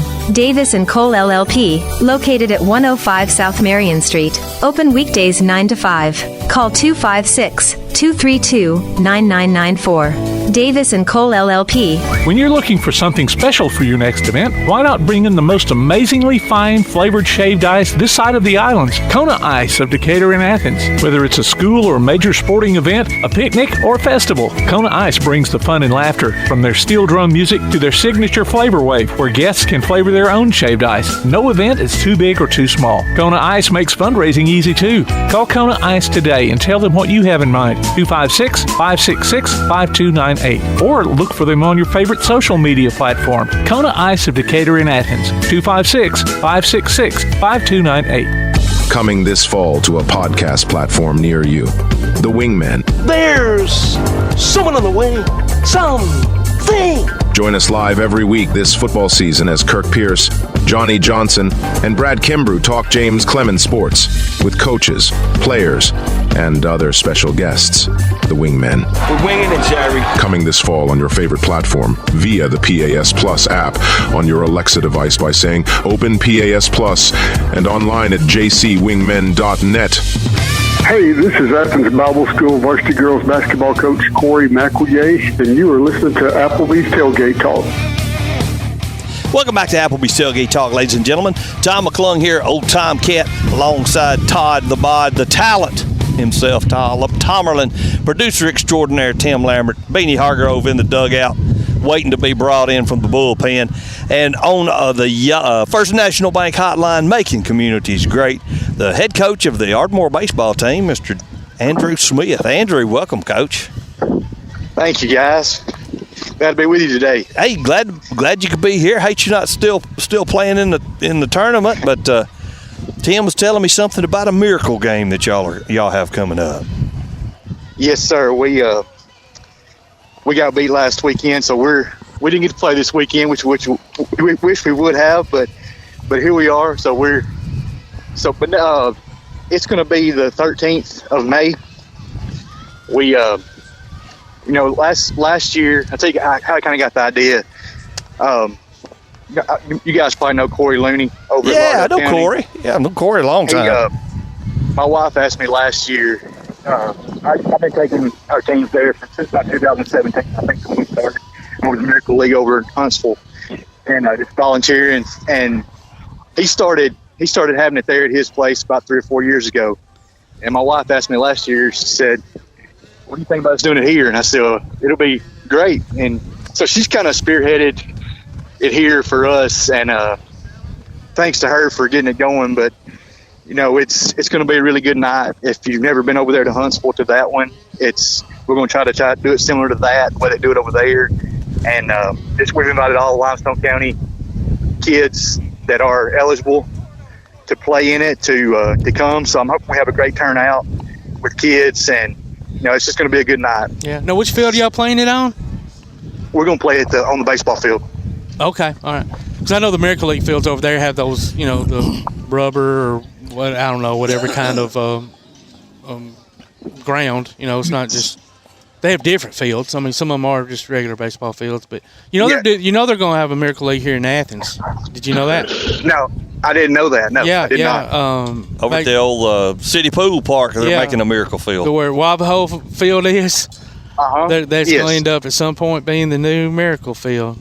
Mayor. That's going to be awesome. Yeah, Marks has agreed to do it. Makeaway Foundation's working with him, and I think maybe some other groups. But yeah, but thank y'all for doing that, man. I've got a son with autism. He could give two messes about any sport whatsoever. He thinks I'm a nut, but I love to see any kid, but especially a kid that can't compete, at a regular level, to be able to go out there and play a game that they love. So hats off to y'all for doing it, man. That is really great. Well, thank you. It's going to be great for everyone involved. It's a great experience for our kids, and then for those kids also. Absolutely. It will be. Yep. I know it's going to be great for them. Yep, it will for everybody involved. You're right. Sure will. Well, talk a little bit about y'all season. Who ended up putting y'all out last week? Springville did. We got beat 2-1 and 4-0 in the two games. Man, so y'all were right there. Friday night. We were. We were right there. Game one, we gave up a run in the fifth. I guess made it 2-1, and we couldn't get anything else. And then game two, we never could get going offensively that night. They were really good pitching wise, though. They were both their guys. They threw were really good. Yeah, well, that's the thing about especially high school, any level, but high school level in particular, man. You got a good pitching staff, you're gonna win a lot of ball games. You just are. I mean, point blank. Yes. That's for sure. It's it can carry you in the playoffs for sure. So moving into next year, have you got a lot of kids returning, or are you losing a lot? We do. We lose a good bit, but we still have a good bit coming that'll be back this next year, coming back hopefully. And we had a couple of injuries late in the year this year that really hurt us. One of them senior, and then a couple others were underclassmen. So hopefully they'll be back and be ready to go next year. Good deal. So, do you already have everybody that's going to be in the Miracle game, or do you have still sign ups? Are there still sign ups for it? We the deadline is on Friday. Friday we got to have everything in so I can get all of the t-shirts and all that stuff made. So say that deadline again, because the wind blew you out. Yeah. I'm sorry. I'm outside. It's pretty windy. Next Friday the 3rd. Friday the 3rd. Okay. All right. Yes, it's a deadline to register, and that way we can have everything, all the t-shirts made, sizes and all that stuff. How many kids you gonna have per team?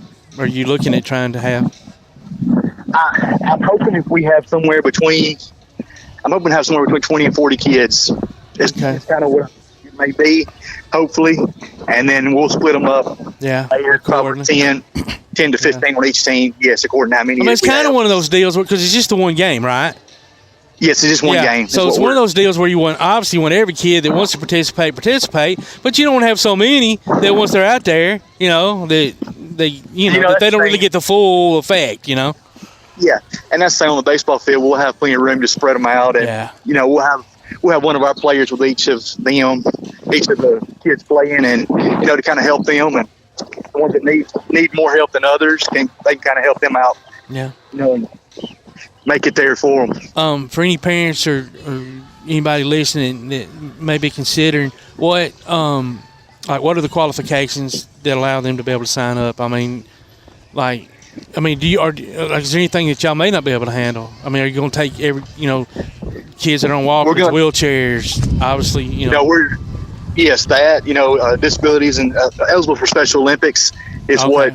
That's what y'all are going by, Special Olympics qualifications? Yes. Okay. And the thing about that, I think Special Olympics, they have to be 9. We're going K through whatever. So if they're not don't meet the age requirement for the Special Olympics yet, then they're still in school, then in Limestone County School, then they can sign up. Okay. Well, that's great, man. Yeah, I was wondering what the age range was there. So. Yeah, so it'll be K through 12, basically, is what it's going to be for all those. Perfect. And what time is it again? It's going to start at 6 o'clock. Okay. That night. Man, that's going to be such a good night. Yeah, you're right. And so hopefully, if y'all can make it, y'all come, and anyone else that can, it'll be great for you to experience. Oh, yeah. I appreciate that. Andrew, thank you so much for what you do, man. That's a great cause, and we're about out of time, so we're going to have to go. But one more time, give them how anyone can contact you. They can contact me at andrew.smith@lcsk12.org. Will be the easiest way. My school email there, or they can go to the Ardmore High School website and find me on there and email me there also. And Friday, May 3rd is the deadline, correct? Yes, that's the deadline to get registered so that we can get everything taken care of, have all their numbers set and all that. Okay. Sounds good. Well, thanks, buddy. Best of luck to you. Thank y'all. Thank y'all for appreciate you. Appreciate it. Ladies and gentlemen, Mr. Andrew Smith, Coach Andrew Smith, not Mr. Andrew Smith, Ardmore High School baseball coach. Miracle game Friday, May 13th. Deadline to register is Friday, May 3rd. Contact him at andrew.smith@lcsk12.org if you're interested. It's time to take a break, and he was calling in, ladies and gentlemen, the First National Bank Hotline, making communities great. We'll be right back. You're listening to Applebee's Tailgate Talk on WKAC, the Big 1080.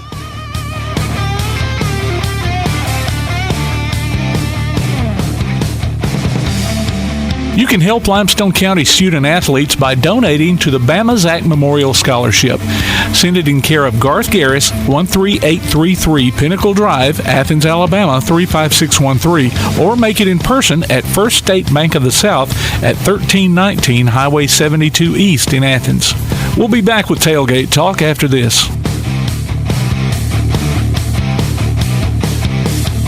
Limestone Drug, located on the square in downtown Athens, is your local Health Mart pharmacy. As your local Health Mart pharmacy, Limestone Drug is locally owned and has a personal commitment to the community. Limestone Drug honors prescription drug plans, including Medicare. They accept flex spending cards and fill prescriptions in minutes, not hours. Limestone Drug knows there's nothing more important than your family's well-being. So shop Limestone Drug at 200 West Market Street in Athens, your local Health Mart pharmacy. Limestone Drug, caring for you and about you. From day one, First National Bank has been built on a strong foundation of community first. First to lend a helping hand, first to help with community events and fundraisers, first to support local students, athletic programs, and civic organizations, first to support events like United Way, Relay for Life, and many more charitable events, and most importantly, working for our great community. Without you, there'd be no First National Bank. Making communities great together, that's what we strive for. Equal housing lender, member FDIC.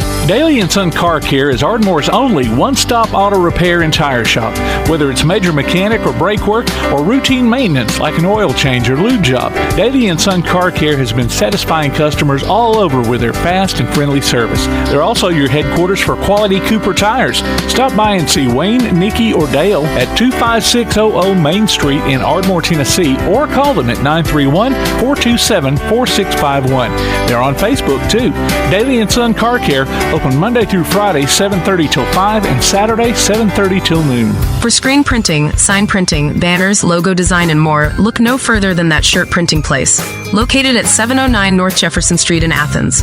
Call 256-444-1827. That Shirt Printing Place. Visit them online at thatshirtprintingplacellc.com. Look for them on Facebook too. That Shirt Printing Place. 256-444-1927. That Shirt Printing Place. Applebee's Tailgate Talk wants to recognize our local athletes, and you can help. Go to tailgatetalk.net throughout the school year to vote for the Applebee's Neighborhood Athlete of the Week. The winner receives a Tailgate Talk t-shirt from that shirt printing place. Submit your own nominations for future polls, too. While you're there, check out the Tailgate Talk archives and see what you might have missed. That's the Applebee's Neighborhood Athlete of the Week. Cast your vote today from Applebee's Neighborhood Grill and Tailgate Talk. Hi, this is former Auburn safety Rob Tate, and you're listening to Applebee's Tailgate Talk. Welcome back to Applebee's Tailgate Talk, ladies and gentlemen. We're still live here on the square. Give kudos to producer extraordinaire the way he set this tent up, Todd. He set it up knowing that the earth was going to be moving around the sun and that during this prime time we would be in the shade. He knew it. He knew it, man. Looked this up. He looked at it yesterday. Before I forget, real quick. Hang with us, Coach Johnson. Hold on real quick, Coach, because you know how forgetful, particularly like in your case when you get older, you forget stuff. But I'm kidding, buddy. You got the Convoy of Hope today up here at what we still call it, Big Spring Park. What we used to call it, Swan Creek Park. Swan Creek Park, where the old swimming pool used to be. Man, they're doing haircuts, got medical tents, got clothes, shoes. I don't know anything that a person may need. It'll be going on all day. So if you know of people that may be in need of that, find them a way to get up there so they can get some of these services. And then also tomorrow at, what do they call, Kids Dugout over at Big Spring. I don't know where the baseball fields are. What's that called? Big Spring Park? I don't know what they call it. Oh, where the Sportsplex is? Yeah, Sportsplex. Sportsplex. Everything operates around Big Spring here for whatever reason. They're going to have a first responder day. Make-A-Way Foundation's doing a first responder day from 1 to 3. I guess it'll be close to located where the kids' dugout is, where the stuff you climb on and all that mess. But anyway, they'll have policemen, firemen, probably an ambulance or two. Oh, they're going to have med flight helicopter. So if you've got kids with autism or any special needs, go out there and let them have the opportunity to meet their first responders and get familiar with them and acquainted with them. So I just wanted to throw that out real quick before I forgot. All right. Well, now, thanks, Todd. I appreciate that, dude. For Coach Johnny Johnson, head coach of the James Clemens Jets baseball teams, on the first National Bank Hotline, making communities great. Coach Johnny Johnson. Hey, bro. Hey, fellas. Y'all still playing, dude. I'm glad to have you. Yeah, congratulations, man. You're getting there. Yeah, we had a big night last night, so proud of my guys and on to the Elite Eight, I guess. So beat the Senators last night, is that right? Grissom. Was it Grissom? I played Grissom. Okay. Played Grissom. Went over to Grissom and played, and won those two last night in a dramatic fashion. So it was a fun night. Yeah, I was watching the Game Changer last night, and I was like, "Come on, guys!" Just right there at the end again. Yeah, the first game we're tied going into the last inning and put up 4 runs, and then immediately give up 3 in the bottom of the 7th, make it a 1-run game and a little tight, and got out of that, won it, and then the last game we go into the bottom of the last inning tied, and we hit a 2-run home run to walk it off to win it. That's awesome. Ben Graves hits a 2-run home run to win it, so it was a fun night. Is anything better though, just to be able to win and punish the heck out of your team? That's heartbreaking. I'd rather get beat 14-0 than in a way like that. It was 2 tough losses if you're on the other side. But I'm gonna tell you what, I don't know. Coach Brown, Jeremy Brown, took over there, I guess, last year, and he's done a really, really good job. They play tough, man. He's done a good job over there. Yeah. I started to say they've given y'all headaches every game you played them. Was that Ben's first home run? First one of this year, yes. Wow. Yeah, that's what he had some. He's had some on JV before, and he's got a little pop, but he's kind of a gaps guy. And man, you can't be prouder for a kid that's.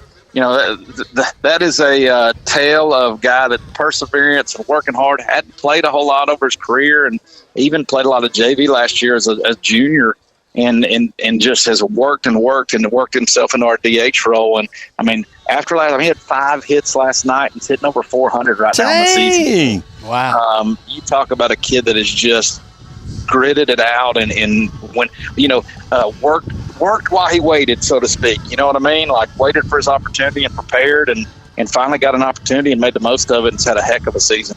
That's one of those things you do in the backyard, you know. What's that? Bottom of the last inning. Oh, yeah, absolutely. You know, hitting the winning run. And I'm talking about crushed it. I mean, it was 400 foot. No doubt. Yeah, the only thing you do, I don't know if y'all been to Grissom, they got this really tall fence in left field because it's shorter, but it goes all the way to right center where it's like 375, and it's a tall fence, and he cleared that sucker in left center field. And, really? Yeah, it was crushed. It was 400 plus for sure. Nice. Did y'all know it as soon as it come off the bat? Is that one of those kind? No, because that big fence and where he hit it, some may claim they knew it was out. I knew it was going to win the game. We had a man on second, but they weren't going to catch it. So I knew we were going to win the game, but when it cleared, I was, like, oh, my God, did he just do this? Did that just happen? So, sure couldn't have come at a better time, could it? No, that's what I said. And it's not only the work he's put in, but you talk about just a great kid off the field. I mean, there may be nobody on the team I'd be prouder for than that one right there. That's for him to be an opportunity. So I know it was grinning. Woo, that grin coming around second base. He was probably exploding, man. Yeah, like you said, it's what you dream of when you're a little kid. Absolutely. For him to be able to do that his senior year, it was fun. That's great. One time in my career, 12-year-old, playing for Reed. The Reed Rockets, man. You remember Reed Rockets, don't you, Beanie? It was we had a ball player had drowned that week, and we buried him the day before or that day. I can't remember. But anyways, it was a 2-run shot to right field for me to win that game. So yeah, it's something you never ever forget, man. It's a good thing. Oh yeah.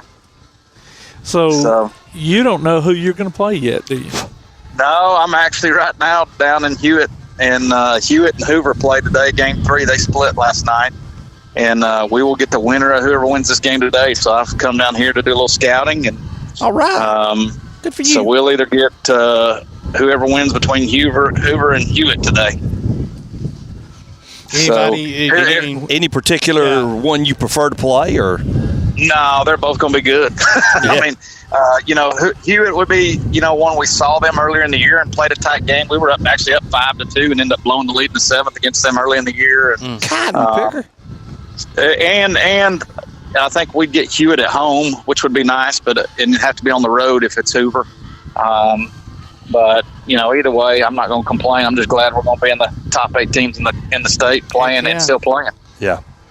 Now, what's the farthest your teams have ever been there at James Clemens? Quarterfinals. Yeah, this will be the third. This is the third time we've been in the quarterfinals. And I guess in 2022 we made it to Game 3 of the quarterfinals with Hewitt. We played into Game 3 with them. That's the deepest run. And then last night we set the school record for wins for the third time in the last 4 years. Oh, wow. So we got the 29 wins, so that's the most we've ever won in school history. So proud of them for that. Just think of what them boys could do if they had a coach, man. You know it? I know. If I just get out of the way, you know what I mean? I'm playing, Coach. Shut my mouth and let them play. You know I'm joking with you, dude. You was getting them there, Bubba. No, I just we try to set them up for some success and then stay out of their way. That's exactly what we do. Yeah. When I talk about success, you've got a couple or three that have committed, signed? Yeah, well, we may be up to 6 in this class right now.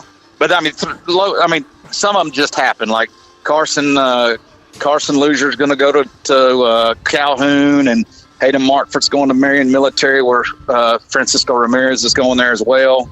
You got the 3 guys going to Sneed that happened in the fall with JT and Satchel and Mason Bush, and then we got the junior in Ty Marsh that's committed to Western Kentucky, and then obviously Davenport going to Auburn. So we got quite a few right now that are getting a chance to play, and there's 1 or 2 others that may still get a shot. But it's a good group, man. Just old scrappers. They're not just high-end studs and SEC pedigrees, but they're just old scrappers that like to get after it and play, and I think can help some people their programs at the next level. Those are fun teams to play on, to play with, to coach, to be around. You just never know who's going to be the one to step up when you get scrapper teams like that, Coach.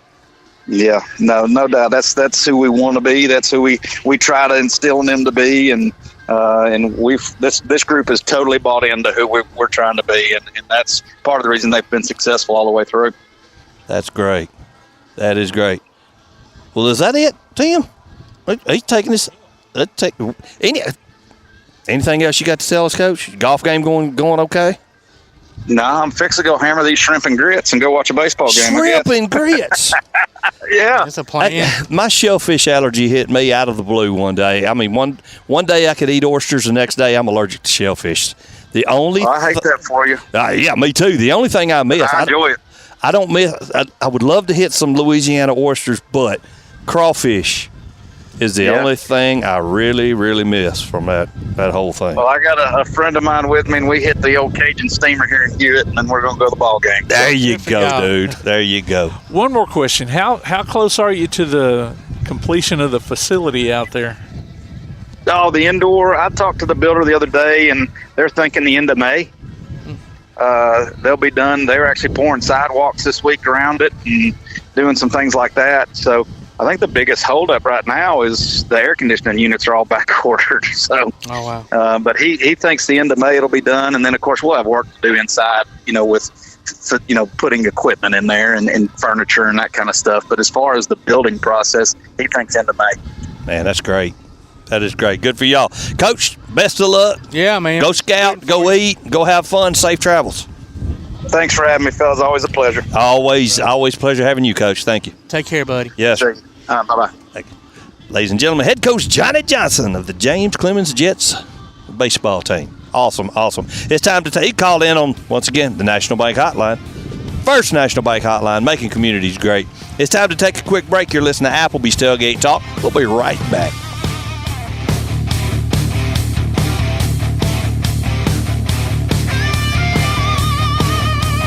Look for Tailgate Talk on Facebook. Just search for Tailgate Talk and make the connection. Call or text us with your comments during the show at 256-812-1848. We'll be back with more Applebee's Tailgate Talk on WKAC.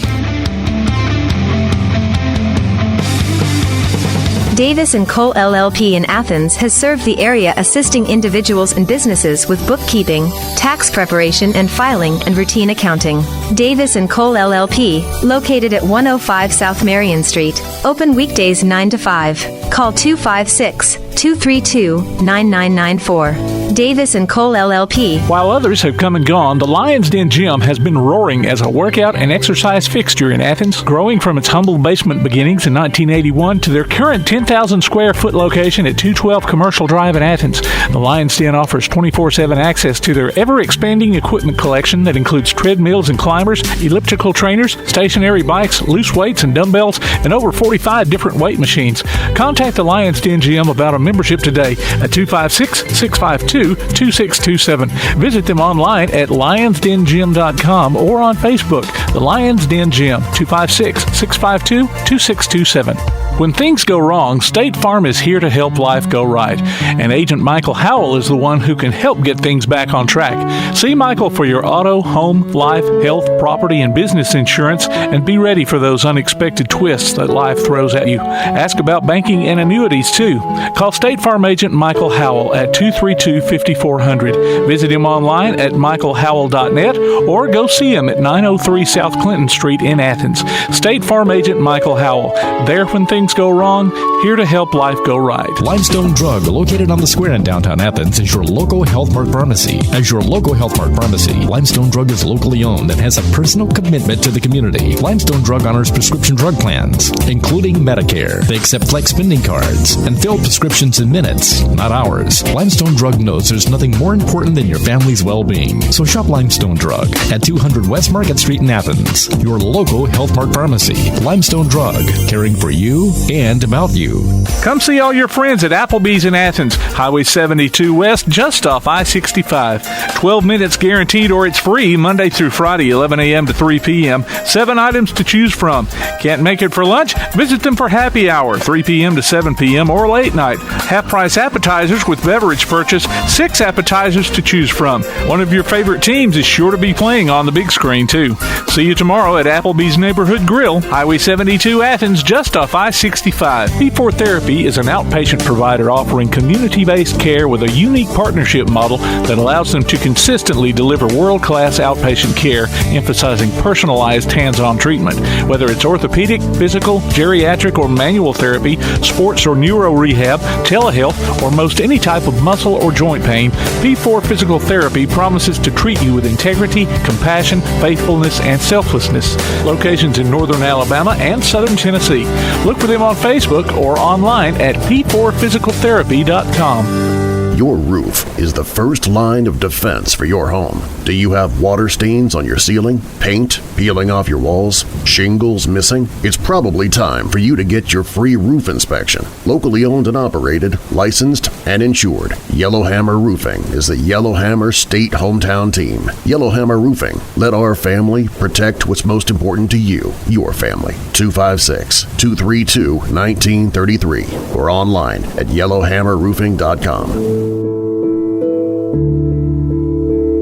Home security is not what it used to be. With Secure Connect and smart home integration features, you can unlock your doors and turn off your alarm from your smart home app. No more hiding a key under a rock. Get Secure Connect and live life connected. Call Ardmore Telephone Company at 800-830-9946 to secure your home today. Hi, this is Clint Woodson, head football coach at East Limestone, and you are listening to Applebee's Tailgate Talk. Hey, everybody, welcome back. Applebee's Tailgate Talk. We're live here for the final segment of Applebee's Tailgate Talk on the square.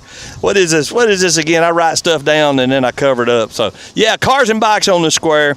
And we're here. Weather is absolutely beautiful. It feels like the wind has died a little bit, Todd. It's kind of died down, then it'll pick back up and die back down. It's perfect. I mean, it's kind of where you start getting a little warm, but then you get a nice breeze. And then is that what they call light and variable when the weatherman? That might be right. You know, like Jason Simpson. Yeah, he'd be on there talking about winds, light and variable. Maybe that's what it is. Well, I think when they use words like that, it just basically means really don't know what's going on. Yeah, spring practice is over with for Alabama and Auburn. We're right in the middle of the portal season. Auburn picks up a big number one wide receiver in the portal from Penn State. Everybody's happy about that. I got to give Coach Freeze credit.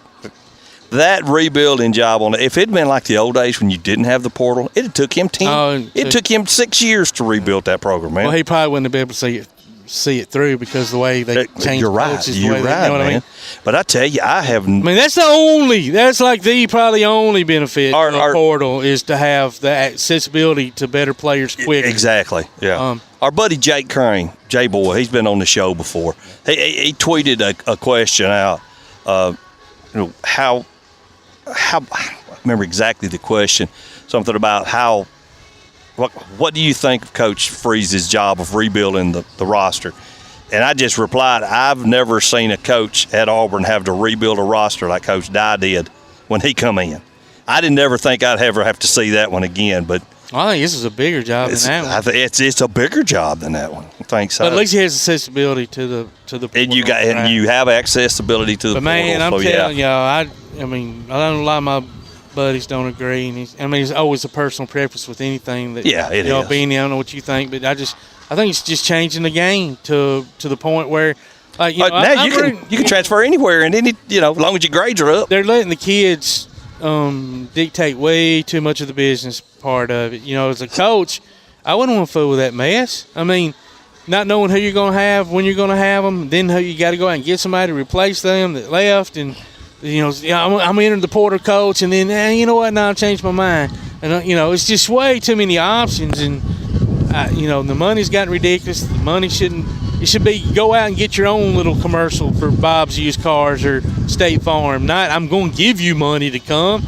I mean, and I'm going to say something right now. I have to go ahead and put this in. I guess my comments are those of mine and not of Applebee's Tailgate Talk. But I mean, and y'all know good and well, we've all seen it. Black athletes in particular, they, it's slave trade, man. They don't want to pay us what we're worth, this, that, or the other, blah, blah, blah. What do you think y'all are doing at this point? You're buying and selling yourselves. I mean, that's just the way I look at it. Yeah. You know, what am I worth to you? Oh, I'm not worth this much. Let me go find out how much I'm worth over here. As a 25-year-old, what you would hopefully be a college graduate, that's great. As an 18, 19-year-old young person who hasn't experienced life, and you got everybody from auntie to uncle to grandma, grandpa, mom, and dad in your ear, and your boys in your ear, and, you know, your girlfriend is whatever. It's gotten way too complicated. And, I mean, I don't look at it that way. I don't think that they're being bought and sold. But, you know what, I mean, you can't use those things as excuses. You know, like, they didn't want to pay me my worth. Right. Well, they're giving you an education. If it's up to you to stay and get it. It's all changed, that's for sure nowadays. I don't know. It's just, what a mess. What a mess. Well, I tell you what, ladies and gentlemen, we've done it and done it all the way right up to the end there again, Todd. Hey, the car show's still going on. Y'all come up here, man. It's gorgeous. There's plenty of room to walk around. The cars are great. I can smell can't smell what the rock's cooking, but I can smell what the food trucks are cooking, and it smells what Tom's really good. Cooking. Yeah, smell what Tom's cooking. Hey, ladies and gentlemen, on behalf of Todd the Bod, the talent Tom, and the producer extraordinaire Tim Lambert, Beanie Hargrove, my name's Tom McClung, old Tomcat. We ain't got to go home, but we got to get ourselves up out of here. We will see y'all next week.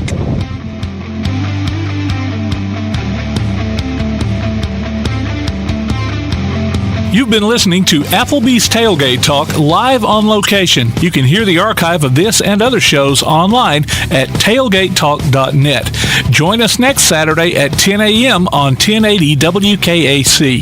Applebee's Tailgate Talk is a production of Play Action Sports on 1080 WKAC.